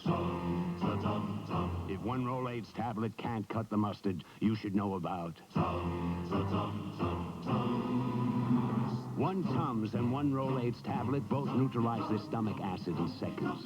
But when your stomach turns out 1/3 more acid, Tums can still absorb it. Rolaids can't. Not in seconds, not ever. That's why you should switch to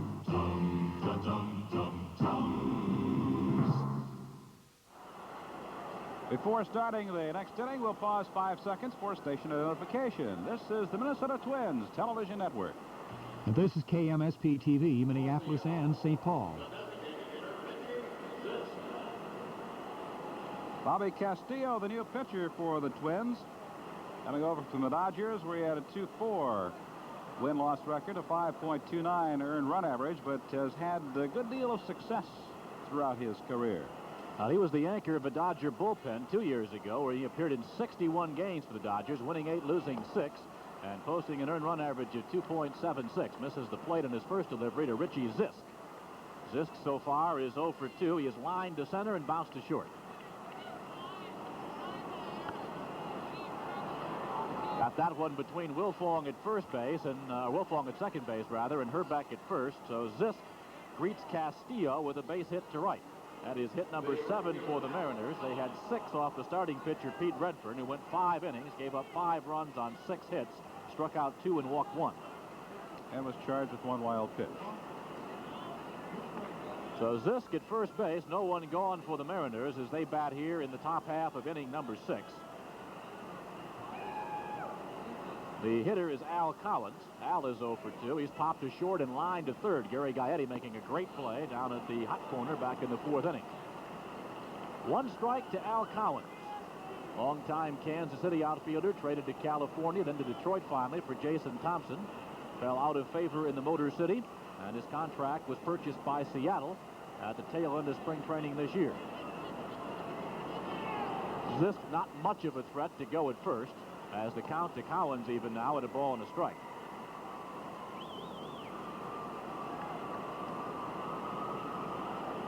Collins, of course, involved in that dispute with Ed Farmer, who at the time was with the Chicago White Sox. Farmer's now moved on to the National League.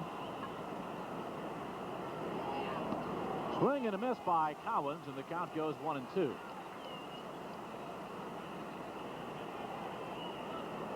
Seattle with 3 runs in the 3rd inning, 1 in the 4th, and 1 more in the 5th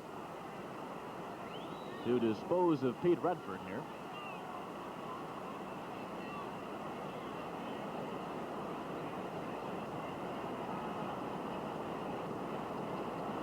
One-two from Castillo. High fly ball down the left field line. That's drifting towards foul territory. Coming over to have a look out there was Mickey Hatcher. And the count will remain 1 ball and 2 strikes. Back to first base goes Zisk.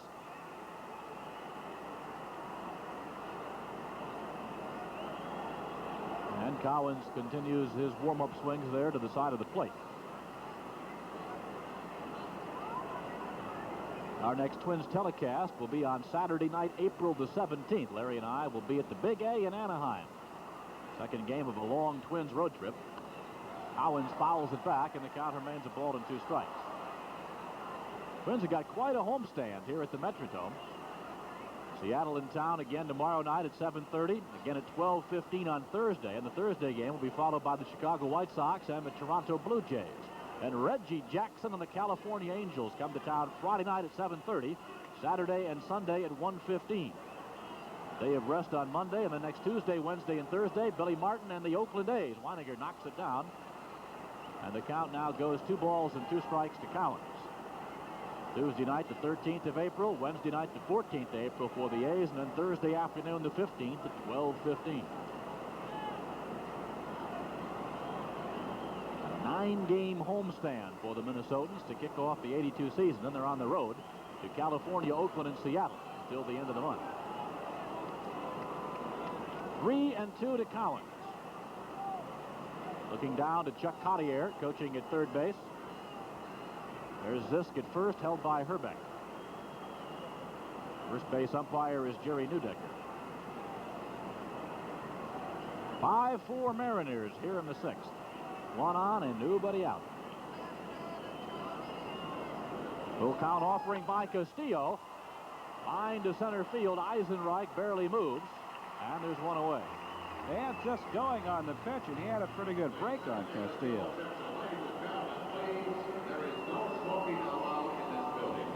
So Zisk remains at first base with now 1 out, and the hitter will be left-handed hitting outfielder Joe Simpson. Well, a big round of applause as a result of the announcement by Bob Casey, pointing out the fact that there is no smoking allowed in the arena here at the Metrodome, and that's the reason for the big round of applause. Joe Simpson tonight has flied to center and been called out on strikes. Skies this one to center. Eisenreich coming on. Wilfong going back. Takes a high hop between the 3 of them. The ball is knocked down. Gets away. And Zisk will move over to third base. Eisenreich had started back on that one. Well, he misjudged it. And it cost him a chance to make the catch. But the big foul up came after the ball landed on the turf. Took the high hop, and it was knocked away, I believe, by Engel. We'll take another look at it and see who did knock it away as the crowd gathered around the high hopper. Whoever did it is going to get an E. Engel. Will be the first error of the ball game. Second hit off Castillo. The 8th of the ball game for Seattle, and they now have runners at the corners with 1 out, and the hitter, the first baseman Jim Mailer, who homered his last time at bat. He singled and scored a run in the 3rd inning, and then put 1 in the left field seats in the 4th. He is the pride and joy of the Seattle farm system. 1 ball and no strikes.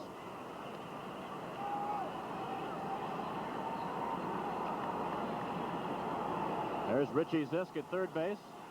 Joe Simpson over at first. 1 gone for Seattle. They lead the Twins 5-4 here in the top of the 6th at the Dome. Fouled back behind the plate, and the count even at a ball and a strike. Mailer last year at Spokane hit .305. He was Seattle's first-round pick in the regular phase of the January '78 free agent draft. He was the 5th player chosen. Bobby Castillo and Bobby Mitchell came to the Twins from the Dodgers during the offseason. There goes the runner at first, Simpson, as Mailer lines it to left. Tagging at third base is Zisk. testing the arm of Mickey Hatcher, cut off by the third baseman Gaetti, and back to first base goes Joe Simpson. So a sacrifice fly by Mailer makes it now a 6-4 ball game for Seattle. As Zisk comes in to score the first run off Castillo, which will be unearned, I would assume.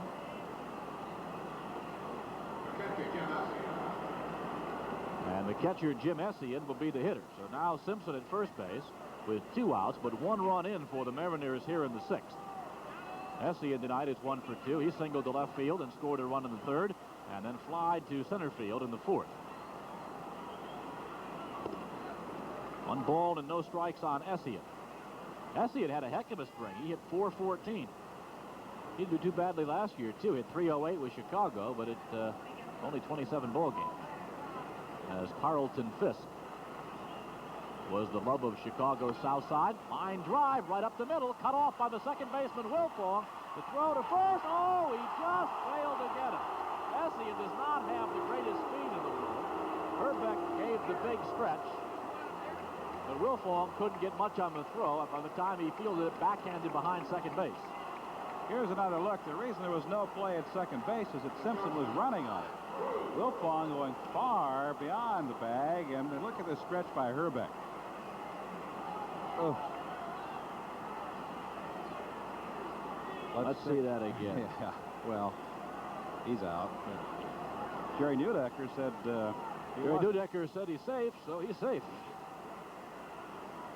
And we'll go to the number 9 hitter, Todd Cruz. So 3 hits this inning for Seattle. They now have runners at first and second with 2 outs. And Cruz, who is 0 for 2, will be the hitter. It's a 9th hit off Minnesota pitching by the Mariners.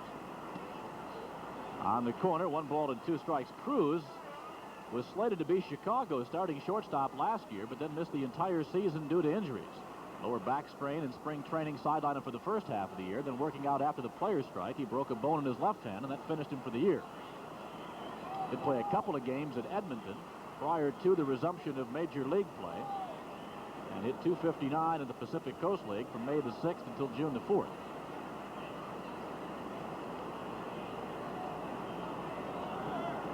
Ground ball, second base. Wilfong should make the play and does. The Twins are out of the 6th. Seattle, though, gets another run. And after 5.5, the Mariners lead the Twins 6.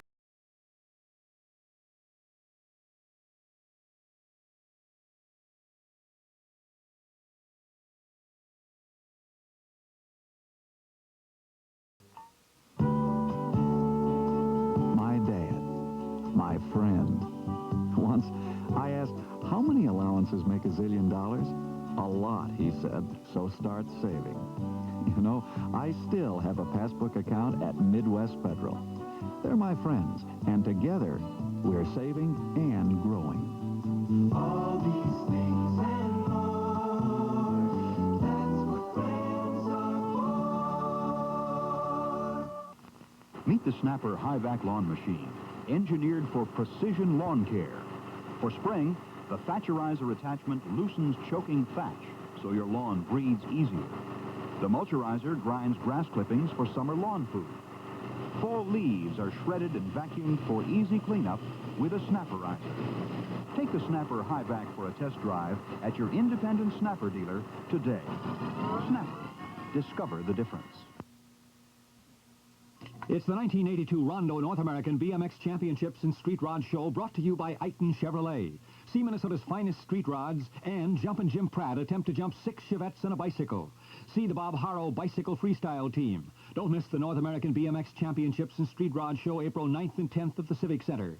You have a chance to win in the Rondo Great Giveaway. Person number 2,500 through Gates gets $1,000 cash. Person number 5,000 through Gates gets $2,500 cash. Person number 10,000 through the Gates gets $5,000 cash.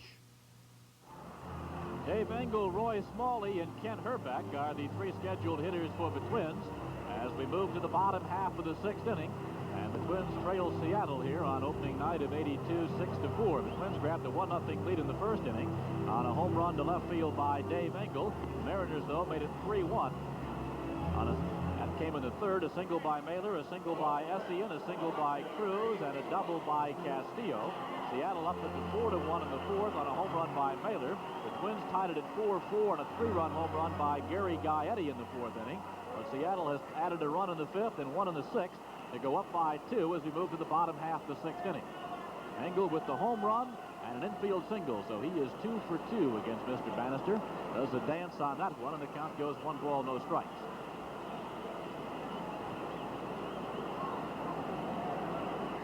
Engel with 11 hits and 60 trips to the plate this spring. Pops this one high in the air and back is second base. Julio Cruz goes back. And at the last minute, lets the center fielder have it. He called for the ball, and at the last minute, backed out of the way, and Simpson makes the catch. And Julio, what's going on out here? Well, Simpson is supposed to be in control. The center fielder has control out there and is supposed to call off the infielder, and did. But then it took a circus catch, and a lot of white was showing. Ice cream cone there for a while. 1 up and 1 gone for the Twins. Bannister's now retired the last 3, and Roy Smalley looks on.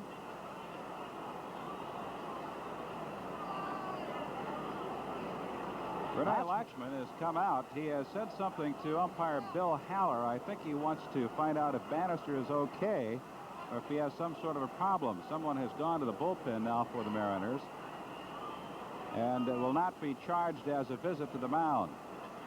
Stanton is throwing in the bullpen for the Mariners. Well, last year, Bannister had a blister problem on the middle finger of his left hand. He was on the disabled list for 21 days from August the 8th to the 28th. It looked like when Latchman came out, he was pointing to a finger on his throwing hand, saying he was all right. But in any event, he stays in the ball game, and Roy Smalley, who has been called out on strikes and popped to short, is the hitter and fouls the first offering back. Well, the kids have been doing their share at the plate tonight. We got to get these veterans going. 6 runs, 9 hits, no errors for Seattle. 4 runs and 7 hits for the Twins.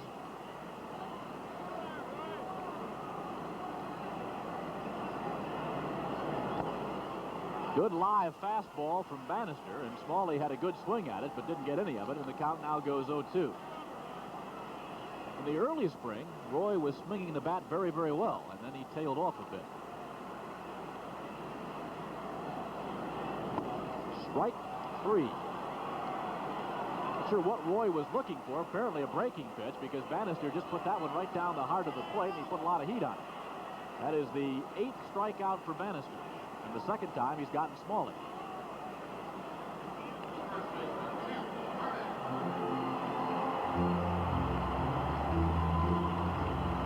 So Bannister has been effective, with the exception of a couple of long balls. A solo blast by Engel in the first as Herbeck hits, and a 3-run blast by Gaetti in the fourth. Cardinals have added to their lead over Houston. Now it's 10-1. They're in the 5th inning. There's a look at the scoreboard, and the Dodgers won 4-3 this afternoon over the Giants. So they're not happy at the Astrodome tonight.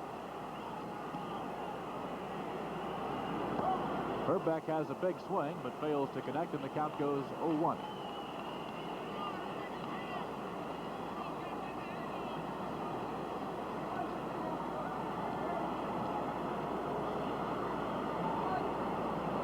Breaking pitch is wide.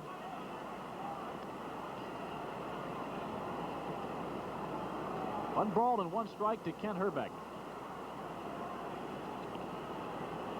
Herbeck, a strikeout victim in the second, and then singled to left field and scored a run in the fourth. He came in on the 3-run blast by Gary Gaetti along with Dave Engel. 1 ball, 2 strikes.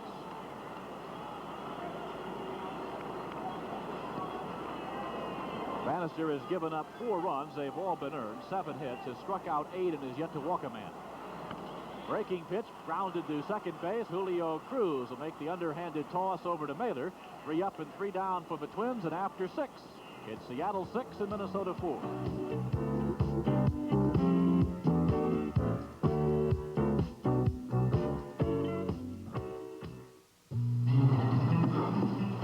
Breaker 14.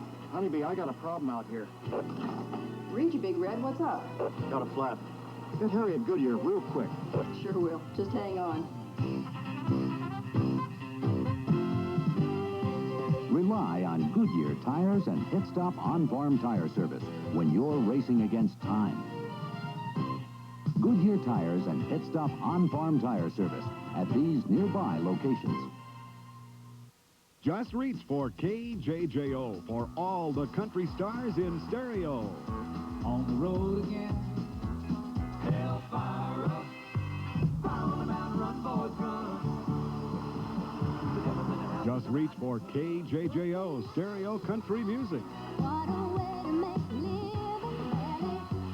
We'll bring all the country stars right to you. So reach Twin Cities for KJJO in stereo.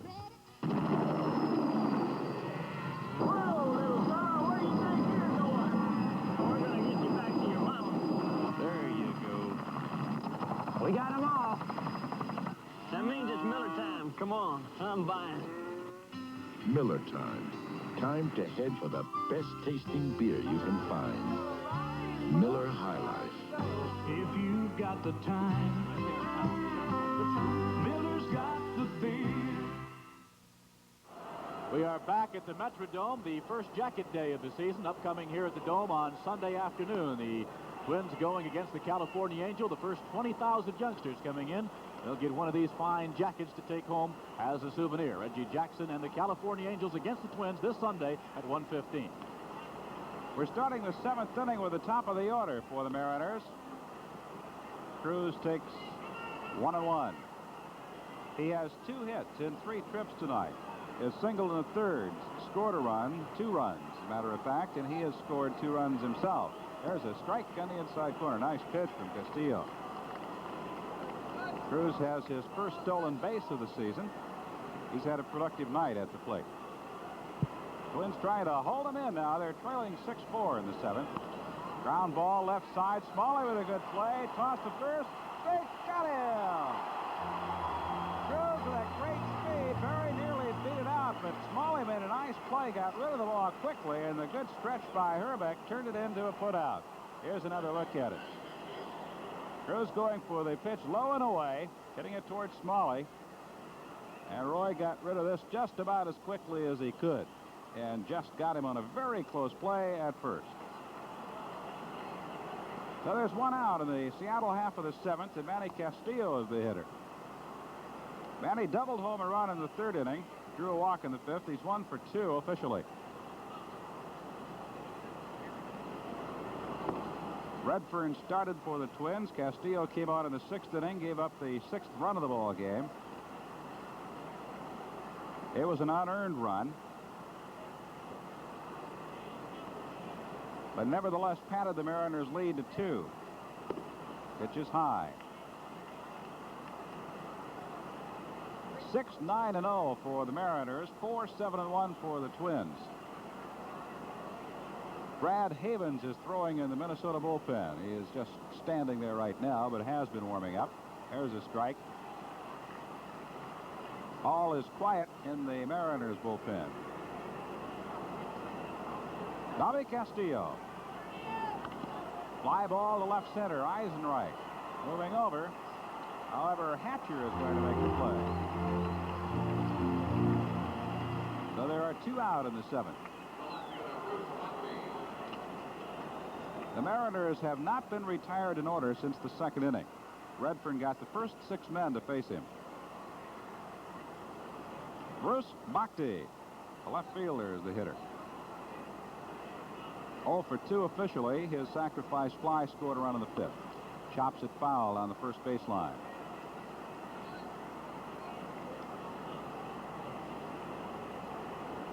Twins battled back earlier. They were trailing 4-1, but Gary Gaetti slammed a 3-run homer following his triple earlier in the game to tie it at 4. Since then, Seattle has added single runs in the 5th and 6th to take the 6-4 lead. 1 ball, 1 strike to count to Bruce.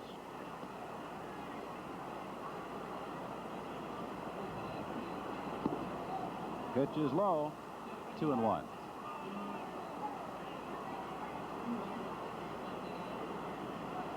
Just getting the attendance, 52,279 on hand to witness this historic opener at the Metrodome. Fastball high.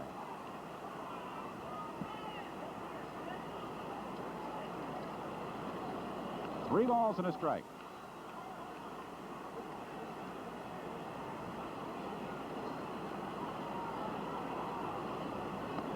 And he walked him. First walk off Castillo. Second free pass off Twins pitching tonight. And the Mariners have a runner with 2 out in the 7th inning. That'll bring Richie Zisk to the plate. Richie singled and scored an unearned run in the 6th inning for the Mariners. He's 1 for 3 this evening.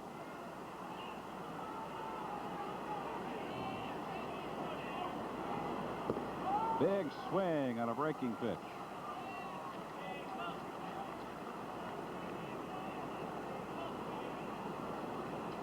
Zisk has had a little pressure added to him with the absence now of Tom Paciorek. But he has had outstanding seasons in the past. No reason not to believe he'll continue the great efforts that he's had at the plate.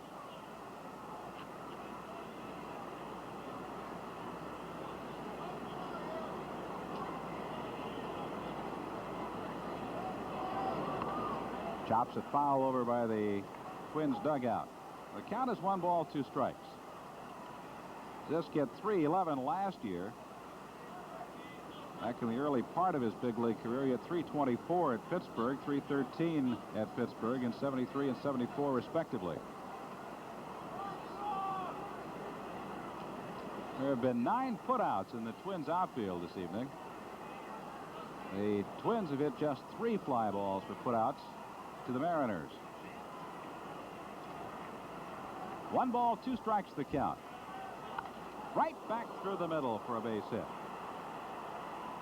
Oh, Zisk picks up his 2nd safety of the night. He's 2 for 4. The 4th hit off Castillo, and the 10th Mariners hit of the evening. So after Castillo had gotten the first 2 men, yields a walk to Bakhti and a single to Zisk, and Al Cowens comes up.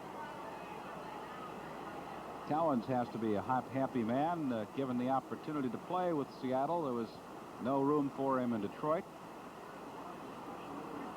He is 0 for 3 in his debut with the Mariners. Breaking pitch a little low. 1 ball, no strikes.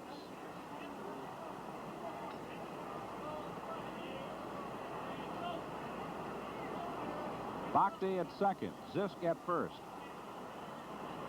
Fastball laced to right field, will score 1 run. Engel races to the corner, bounces away from him, might score 2. Nope, they're going to hold him up at 3rd base. As the throw comes into Wilfong, Bakhti scores the 7th run of the night for Seattle.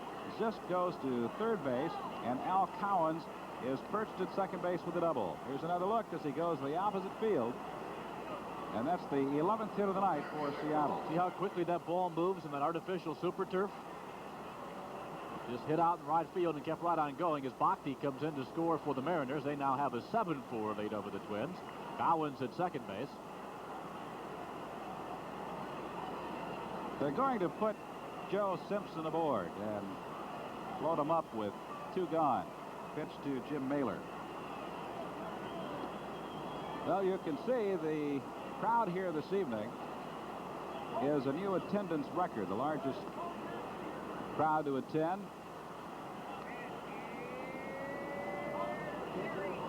$52,279. It was a regular season game. They had 50,000 for the Dodgers in the 1965 World Series. There's Fernando Arroyo. He was up and throwing earlier, up and throwing again now for the Twins. As Bobby Castillo has got himself in a hole here in the top half of the 7th inning. The bases are loaded with Jim Mailer coming up. And Mailer has hit the ball well all 3 previous trips. He has a single, home run, and a sacrifice fly.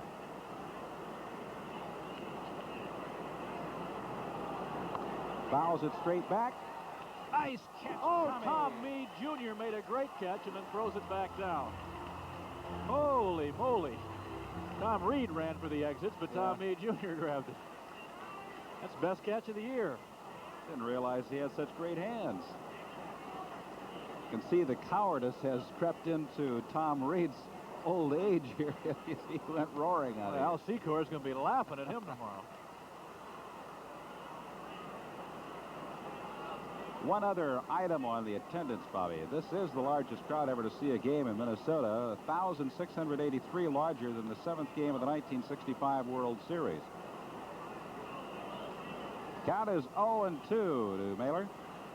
Bases loaded with Mariners, who lead 7-4. Drive up the left center.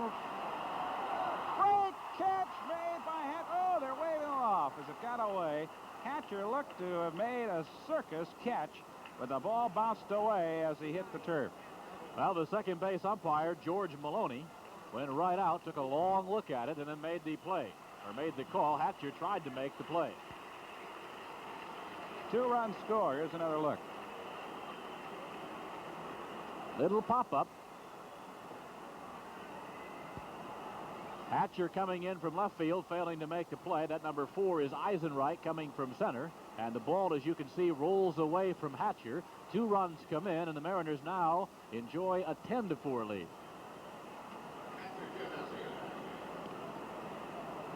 Or, I'm sorry, 3 runs came in. Mailer gets 3 RBIs for a total of 4 tonight.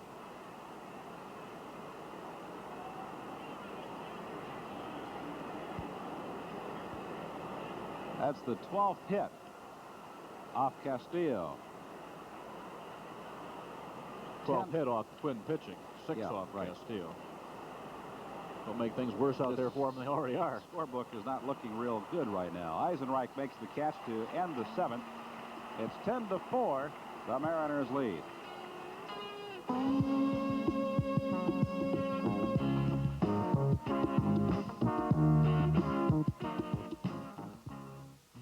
Imitation dairy products in my cooking? Horrors. But how do you tell real dairy foods from imitations? Check the ingredient list or check for the real seal. It tells you at a glance it's a real dairy food. The American Dairy Association assures it. So, to get the taste of real cheese, real cream, read this or see the real seal. Frightfully simple. You know it's real when you see the real seal. It's hard to find a real bargain today. Midwest Federal has one, though. Free 5.25% checking if you're age 60 or better. Even if you're not, it's free with a low minimum balance.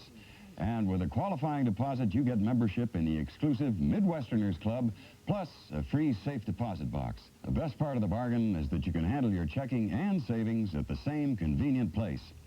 Strong, stable Midwest Federal. For more than 90 years, a good tree to come to for shelter. And now there's one more, as Unique Waterbed celebrates the grand opening of the Edina store with super grand opening specials. $150 off the price of the popular soft cider. Save $300 on the luxurious mirrored canopy with mood lighting. Choose from a variety of styles at the best possible prices. Unique Waterbeds, now open in Edina's Yorktown Fashion Mall, also in Coon Rapids, Maplewood, Rochester, and La Crosse.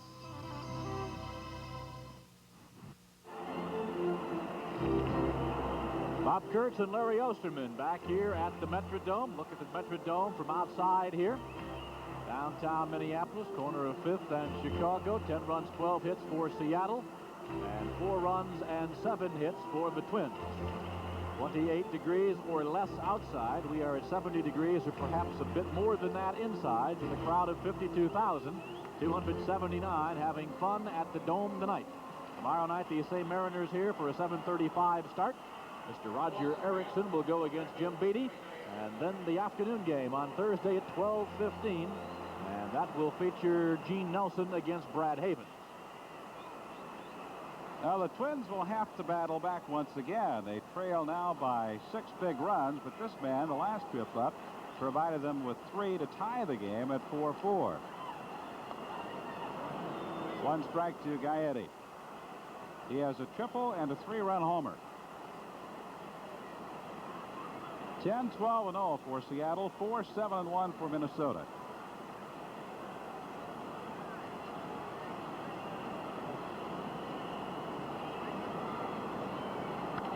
A fly ball to right field, pretty well hit. Collins going back, still back at the wall.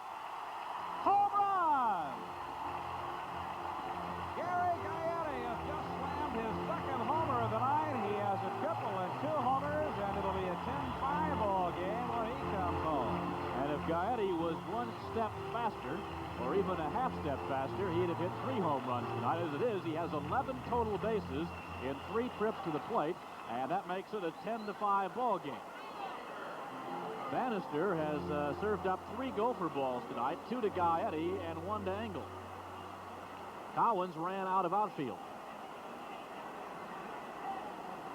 Butch Weiniger steps up. He is 0 for 2 tonight. A couple of strikeouts and pops it straight up. Cassian back in foul territory, makes the catch, and there's 1 out. Twins lost their opening game last year, you might recall, 5-1 to Oakland at the Met. Norris beating Kuzman. As you look at Gary Gaetti in the dugout, they won their opener in 1980 out at Oakland 9-7. The year before that, they won at Oakland 5-3. They opened at Seattle in 78, lost to the Mariners 3-2. Well, Rob Wilfong has had no success with Floyd Bannister tonight. He's 0 for 2. 1 of 8 strikeouts posted by Bannister was against Wilfong. 1 strike to count. Atlanta failed to score at San Diego. They're in the bottom of the first now at San Diego. 2 strikes. Cardinals leading Houston 10-1 there in the 5th inning at the Astrodome. Dodgers beat the Giants 4-3 this afternoon. Montreal at Pittsburgh and New York at Philadelphia weathered out. In all, 6 games weathered out today, 2 in the National League and 4 more in the American League. And more will be upcoming again tomorrow. Last we heard, there was 5 inches of snow on the ground at Detroit as Wilfong becomes a strikeout victim. That is the 9th recorded by Bannister. 7 inches of snow on the ground at Chicago. It's snowing out east. This is Mickey Hatcher. He's 2 for 2 tonight. Single in the 3rd, was thrown out trying to stretch his single to 2 in the 5th inning. It'll take a while for that snow to melt. We were talking in the press room prior to the game. You have 2 teams here that each have domes. They're playing each other. One dome is sitting idle. Talking with Randy Adamak, the public relations director for the Mariners. Fly ball to right field. Cowens is going over to make the catch. Side is retired. He says they open in Anaheim next year.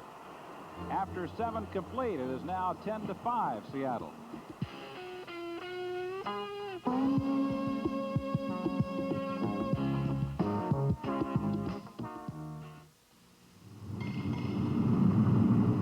Madam, we need fuel. Not here, James. I always buy from an oil company I own. Don't forget to fill it up at Cenex. I know, because you always buy from the oil company you own. When you own part of Cenex, doesn't it make sense to buy from Cenex?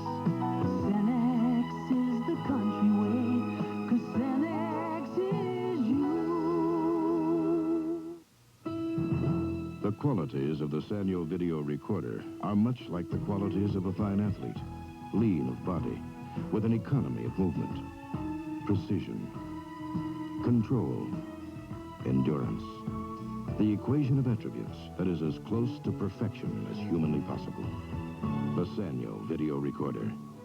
A world-class performer. Sanyo selected the official video products of the Los Angeles. Well, as the Seattle Mariners come to bat here in the 8th inning, the Twins have gone to their 3rd pitcher, Fernando Arroyo, 7-10 last year with an earned run average of 3.94. Replaces Bobby Castillo. Castillo went 2 innings, gave up 5 runs, 6 hits, failed to strike out a batter and walk 2. Todd Cruz, the first man to face Arroyo. He's 0 for 3 tonight. Then we'll go to the top of the order and watch Julio Cruz and Manny Castillo. This is a foul ball. Tom Mee pointing out that Jim Mailer has a single, double, and a homer so far tonight for the Mariners. There never has been a Seattle player, or a Mariner player, to hit for the cycle. He needs a triple to complete it. And he'll probably have another at-bat.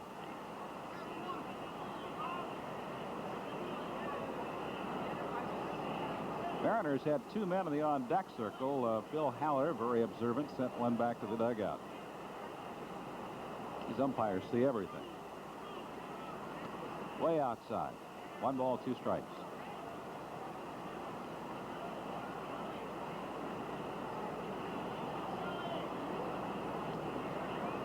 Arroyo, the third pitcher to work for Billy Gardner's club tonight, delivers low and away, 2-2.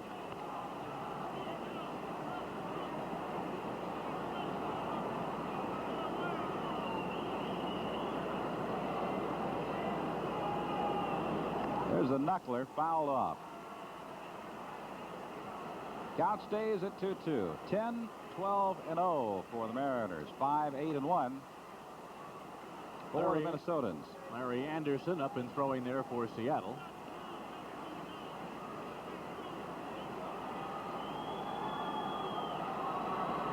Two pitch. He's out. First strikeout for Arroyo. Todd Cruz heads for the dugout, and Julio Cruz comes up. Arroyo, the oldest Minnesota player. He's 30 years old. Celebrated his 30th birthday on the 21st of last month.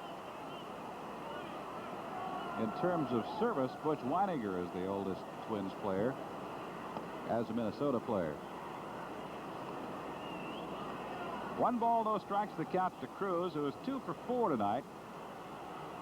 Couple of singles. Drove home 2 runs in the 3rd inning. 1 ball, 1 strike.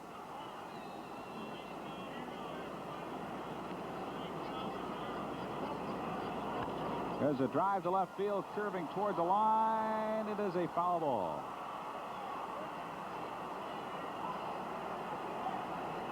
Now these two teams play again here tomorrow evening at 7:35, and we'll wrap it up with a matinee performance on Thursday. Game time 12:15 here at the Metrodome. A lot of good baseball coming up in the early part of this new season. Right here, right back to Arroyo. Oh, a little toss over there to Herbeck, and he got him. 2 out in the 8th, and Manny Castillo comes up.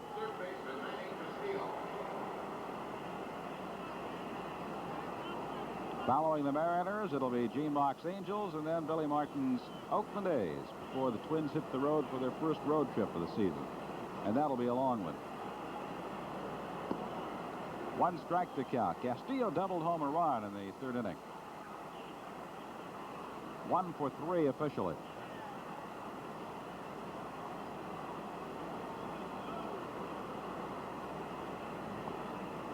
Eisenreich is shaded just slightly toward left center for the left-handed hitter.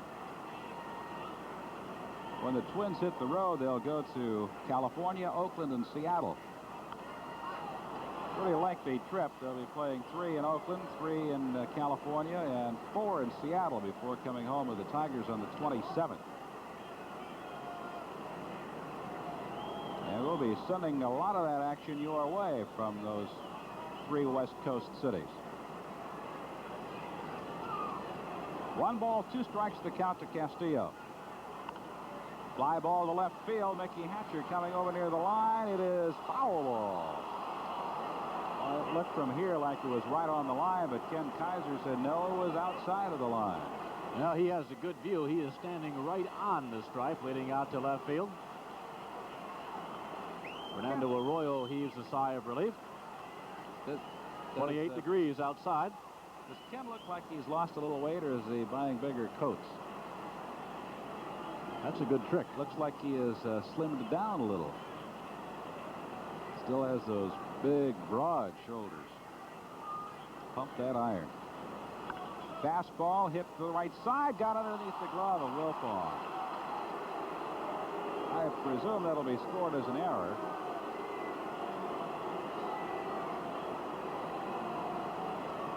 It is.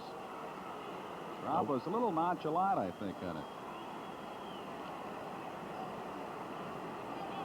And it just squirted under his glove. He's had a fielding record for American League second basemen of .995 2 years ago, and usually fields the position very well. But got handcuffed by that one. Second error by the Twins tonight. Bhakti takes a strike. He's 0 for 3 this evening. Fernando got the first 2 men, but then the Castillo is safe on the error. Another strike. Only in the first 2 innings have the Twins been able to put them down in order. We're in the top of the 8th inning. Minnesota trails by 5. I don't know. It hit the bat, or apparently not. Sounded like it hit something as it came inside, but apparently it was just the glove of Weiniger. Take another look at it. Yep, just Weiniger's glove. And back it goes. We'll see whether that scored a wild pitch or a pass ball. Wild pitch? Right. Second one charged against the staff tonight. Pete Redfern was guilty of one earlier. I want to remind you, the Twins have those 2 Thursday games at 12:15 this week against Seattle, next week against Oakland. Tickets for those games, $6 and $3. Arroyo is wide with a fastball. The count goes to 2 balls, 2 strikes. Reduction from a normal 8 and 4, so $2 off the good seats, $1 off the outfield seats. Family Days at the Met, also the businessman special. Give you a chance to come out from the office in downtown Minneapolis, take a stroll down to the Dome and see the Twins in action. Fastball is low. Full count. Well, the Twins cannot afford to give up any more runs here. They got to shut them out and go play offense. Atlanta and San Diego in the second now, no score. There's a called strike 3. Side retired after 7.5. Still 10-5 Mariners.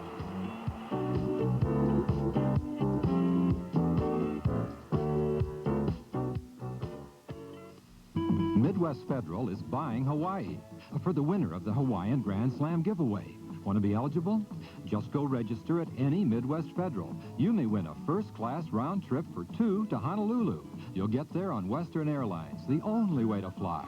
You'll get a good chunk of spending money, too. Plus, you'll be eligible to win $1,000 in honor of the first Twin Grand Slam in the Metrodome. 2 big chances, 1 little registration. We're giving you Hawaii. But don't tell the Islanders. Here's a question for you. 4 Serta mattresses from Slumberland. Twin, full, queen, and king. Which one costs more? Well, common sense says the big one costs more than the small one, but that's too obvious. In fact, this week at Slumberland, the big one costs the same as the small one. $81 for the mattress, $81 for the box spring, whether it's a twin, full, queen, or king-size Serta bed. Do you realize what a good deal that is? It's such a good deal, we're only going to offer it till Saturday at Slumberland. Don't miss it. It's a good buy. So Jesus Vega is the hitter. The first man to face Bannister here is Larry Anderson. Continues to throw in the bullpen. Vega, Ward, and Engel are the scheduled batters to face Bannister now. As we open the bottom of the 8th. First pitch outside. Vega had a good spring.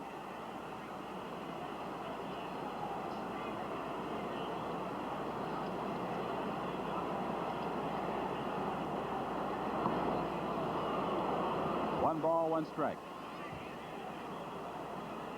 Vega hit .429 this spring at 11 RBIs, 4 homers.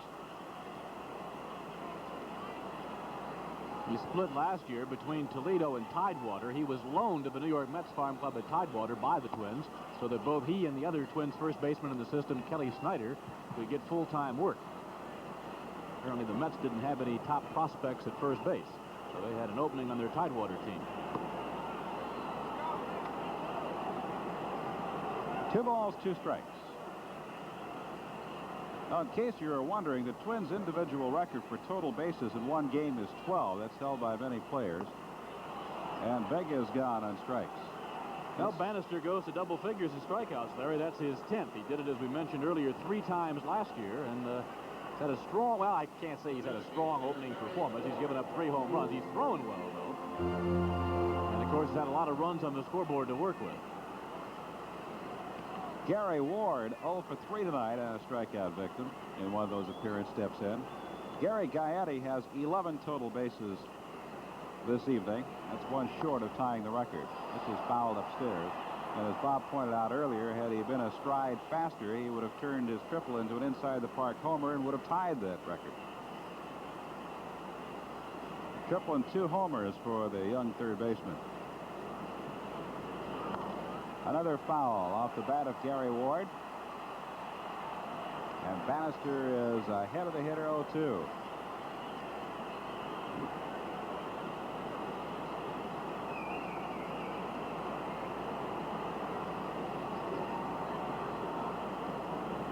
One ball, 2 strikes.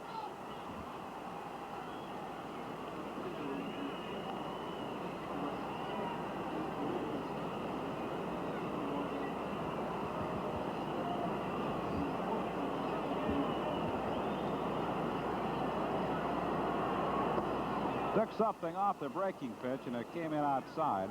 2-2.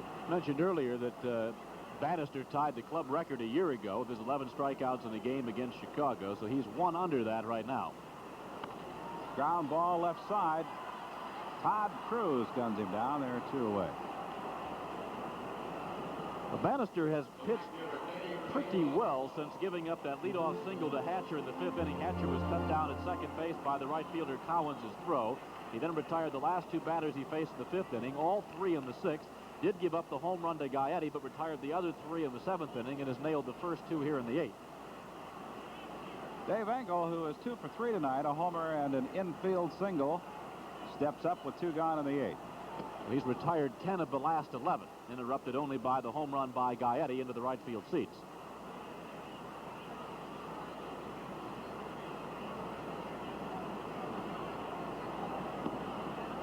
Two and 0 the count.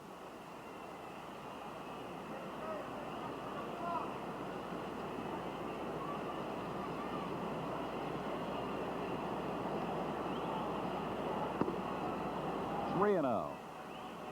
Bannister has not walked a batter tonight. Yeah, this be a good spot for it with Roy Smalley coming up next. And Roy is overdue. He struck out and fouled out. There's a strike, 3 and 1. Notice they're calling them dome stands here at the Metrodome now rather than home stands. A lot of play off that word. Walked in. So the Twins have a runner with 2 out, and Roy Smalley is coming up. Smalley took a called third in the 1st, struck out swinging in the 6th, and he fouled out to the third baseman in the 4th inning. Actually, the Twins have not gotten much production out of their veterans. It's all come from the youngsters. Weiniger 0 for 3, Wilfong 0 for 3. Ground ball, maybe extra bases now. Ball gets away from Bakke for just a moment. They'll hold Engel at second base, and the Twins at third base, and the Twins have runners at second and third.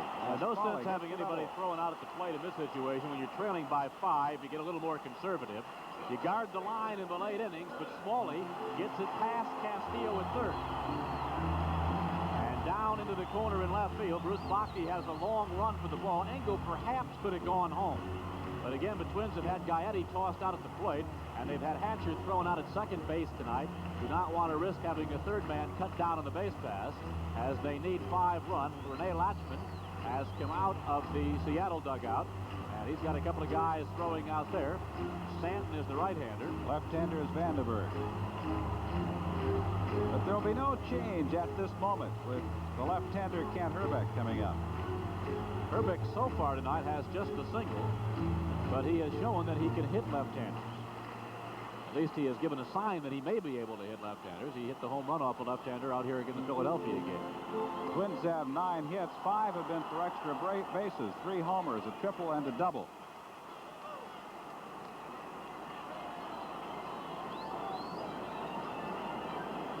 Hrbek 1 for 3 tonight. Strikeout victim. Singled and scored a run in the 4th and bounced out in the 6th. Fouls it back.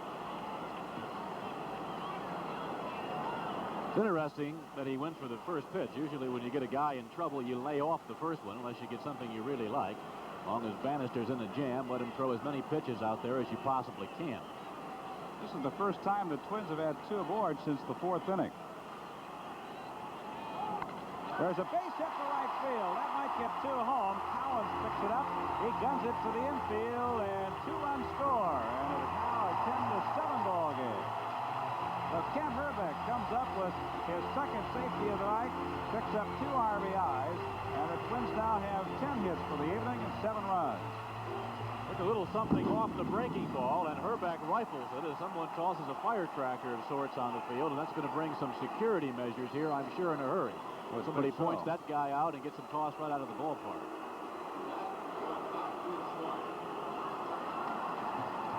Cannot have any of that going on, indoors or outdoors.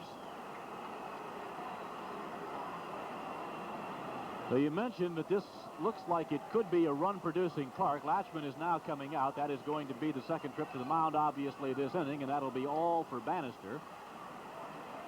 You know, it's interesting. Seattle traded their ace left-handed reliever, Shane Raleigh, who is coveted by most of the teams in the American League, to the New York Yankees. They picked up Gene Nelson, a right-handed starter, among others. But you wonder if they would have had Raleigh in the bullpen at this time, Larry, if they wouldn't have given Bannister the hook. He was starting to tire a bit, having gone 7 2/3 innings. The left-hander Herbeck up, but they rode the Rapids with him, and it cost him a couple of runs. And Stanton now comes on to pitch for Seattle. Bannister goes 7 2/3, is charged with a total of 7 runs, leaves responsible for Herbeck still at first base, surrendered a total of 10 hits. He struck out 10 and walked 1. Mike Stanton is a 29-year-old who was signed to a AAA contract by the Mariners on February the 18th of this year, was invited to train with the Major League club, and he made the Major League club. He was with Cleveland a year ago. He went 3-3 in 24 games with the Indians, posting an earned run average of 4.40. He was sold by Cleveland to St. Louis, then assigned by St. Louis to Louisville, and then eventually to Charleston, and finally was given his release upon his request.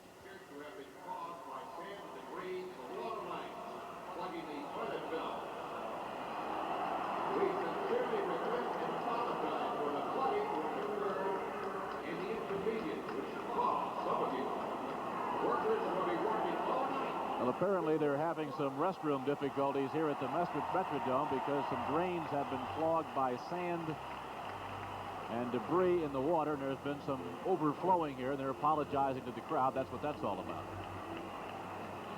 But the Twins would like to see a few runs flow across the plate. They've got 2 here in the 8th. They trail 10-7 right now. Herbeck is at first base, and Gaetti, who needs 2 more total bases to set a new Twins record, is at the plate. Larry?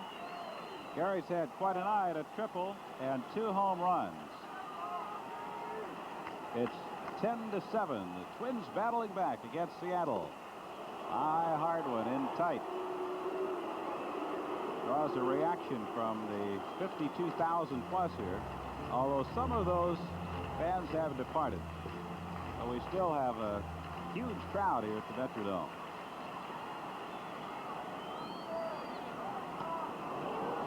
One ball, 1 strike. Just kind of had to believe he was going to come in with that breaking pitch outside.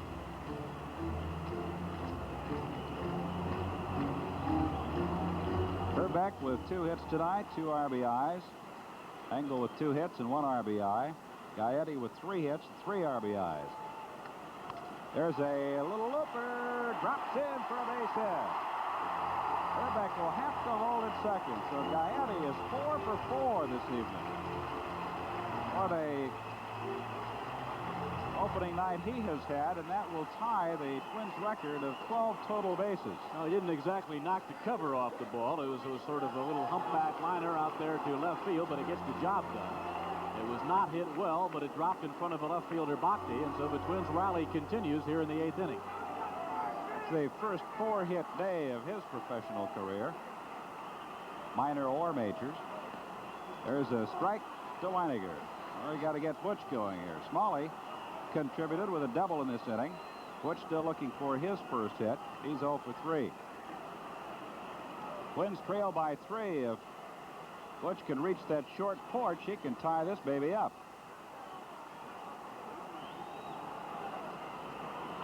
Ground ball right side. Good play made by Mailer. Toss to the pitcher Stanton covering, and it retires the side. Twins add to their total. It's now 10-7 after 8.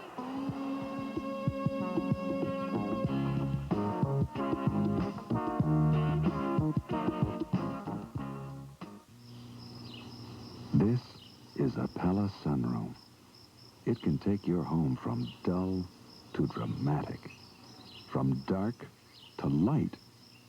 The Pella sunroom is for relaxing, for having fun, and for entertaining. There's a Pella sunroom for you, only at your Pella window dealer. For the Pella showroom nearest you, call 623-7640 or check the yellow pages. Hi, Pat Summerall to talk to you about your local True Value hardware store. He's one of more than 5,000 dealers buying together for less to save you more. But because he owns and operates his own store, his success depends on you. And he has to do more than just offer name brand merchandise, and he does. He also offers friendly, helpful advice. So the next time you see the words True Value on a hardware store, you'll know why True Value is more than just a name. It's their way of doing business. If you've shopped for a new car lately, you may be a little surprised at what you have to spend. So you might decide to take better care of your present car to make sure it lasts. That's why you should use a quality gasoline and motor oil like Skelly. Skelly helps your car run smoothly mile after mile. At Skelly, we want you to get the most out of your car. Well, 17 runs on the board at the Metrodome so far tonight. Unfortunately, 10 belong to Seattle. And Fernando Arroyo's job here as the Mariners come to bat in the top half of the ninth inning is to see that the Twins come to bat in the bottom half of the ninth, trailing by no more than the 3 they already trail by. It'll be Richie Zisk, Al Cowens, and Joe Simpson to bat against Arroyo, who is pitcher number 3 employed by the Twins here tonight. Pete Redfern worked the first 5, Bobby Castillo the next 2, and now Arroyo to meet Zisk. Zisk, Cowens, and Simpson are the scheduled batters to face Arroyo here in the top of the ninth inning. First pitch outside. 10-12-0 for Seattle, 7-11-2 for the Twins. Ground ball right side, Wilfong backhands it and guns him down. There's 1 out of the 9th.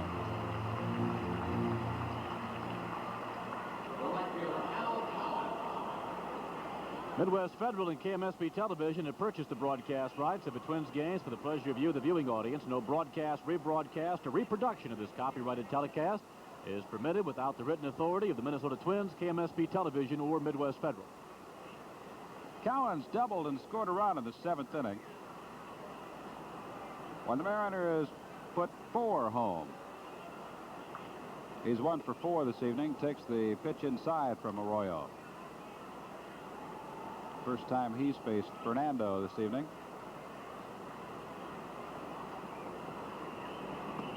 Inside, ball 2. Difference in the ball game, those 4 runs in the 7th by Seattle. Came on 3 hits. A little low, 3-0. A bases loaded double by Mailer. Big blast in that 7th inning. Got 3 runs home. 3-1 the count.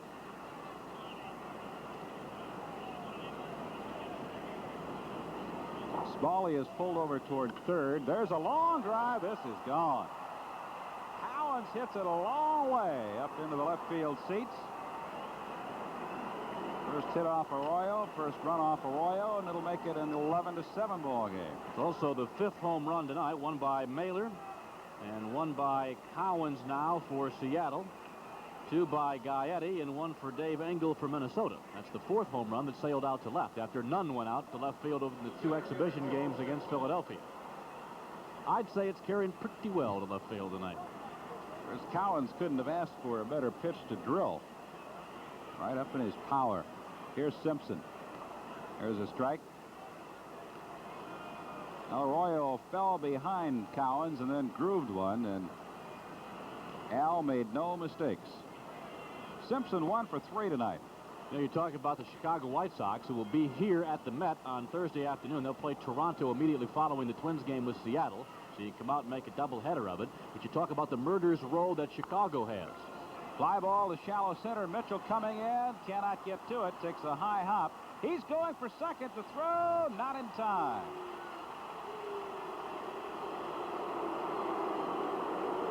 it's a double for Joe Simpson. Take another look at it. Ball not hit particularly well, but sometimes they don't have to be. Bobby Mitchell had ideas of making their big running catch, but then has to pull up because he doesn't want the ball to bounce over his head. Now, that little delay in waiting for the ball to come down is just enough to give Simpson time to get in with a double.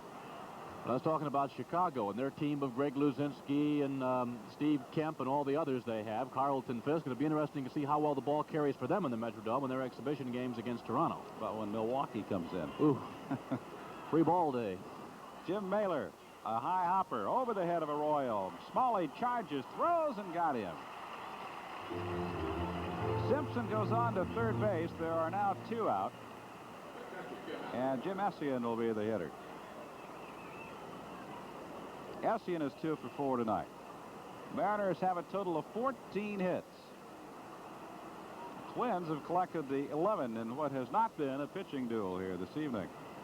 Jack Cooper throwing in the bullpen. Jack O'Connor throwing in the bullpen for the Twins.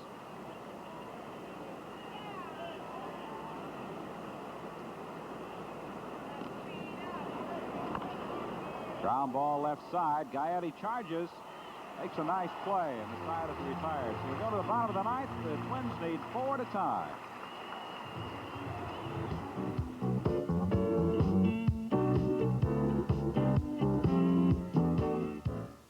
Ready, Chris? At Midwest Federal, your 5.25% checking account is like a good hard line drive. With your checking account or savings or both, you can qualify for the exclusive Midwesterners Club. You get a free safe deposit box, downtown club rooms, discounts at 1,000 merchants, and 5.25% checking. And if you're 60 or over, checking is free. On the next Barney Miller, Dietrich plays the Super Cup. Put a bullet in his cheek. Upper left quadrant. And raises little Levitt's hopes. I'm resigning. Should I go downstairs and change now, sir? I'm either going to go or stay. Great. Well, welcome back. If you are. Thanks for nothing. Lock up the laughs with Barney Miller Wednesday night at 6 on Channel 9. Do you have oil spots on your garage floor? If you do, you may be headed for an expensive repair bill. If the leak is from your engine, JB has a product that stops engine oil leaks while you drive, JB Engine Stop Leak. If the leak is from the automatic transmission, use JB Transmission Stop Leak. Both products are guaranteed to stop the leak or your money back. Watch for this JB sign wherever automotive products are sold. Tell him Ed Justice sent you. Rob Wilfong leads off the 9th and drills it to center. Simpson moves just 1 step and makes the catch. Well, there's 1 out in the bottom of the 9th inning, and Mickey Hatcher comes up.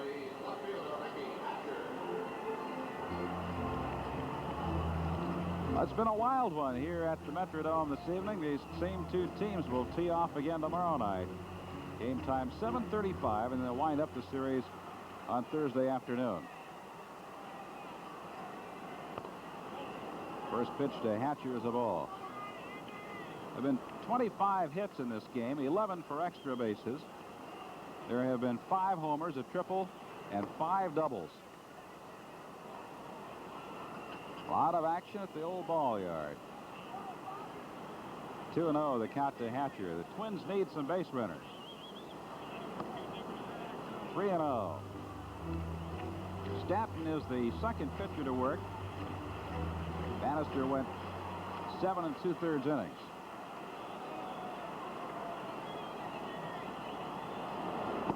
There's a strike, 3-1.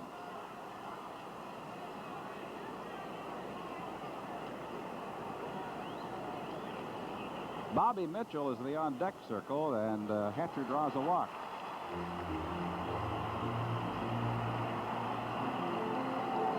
Mitchell came in after Vega had pinch hit for Eisenreich, and will be making his first appearance at the plate for the Twins.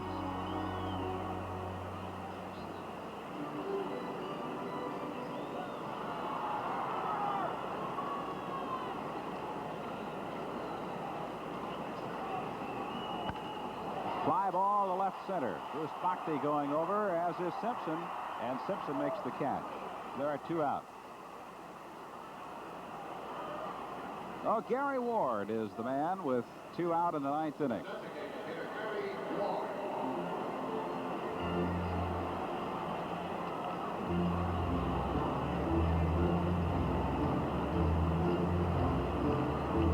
Ward has been hitless in 4 trips to the plate this evening. He's gotten the ball out of the infield 1 time. That was in his first at-bat. Hit the ball to center.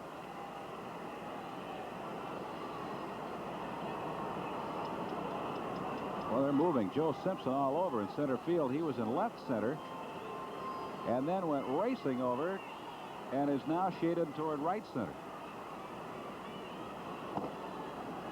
Breaking pitch on the corner for a strike. Cowens is very deep in right field.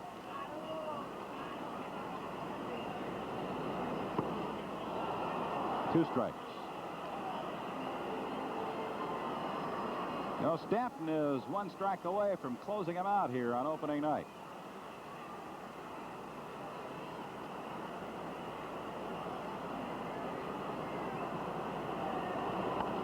Fouls it into the wall in front of the seats down the first baseline.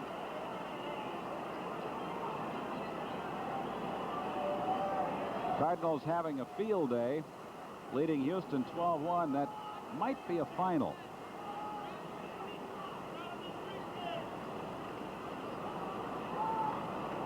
They're making some changes on the board. Now it's 14-1. Now they got the extra point. Yeah. 1-2.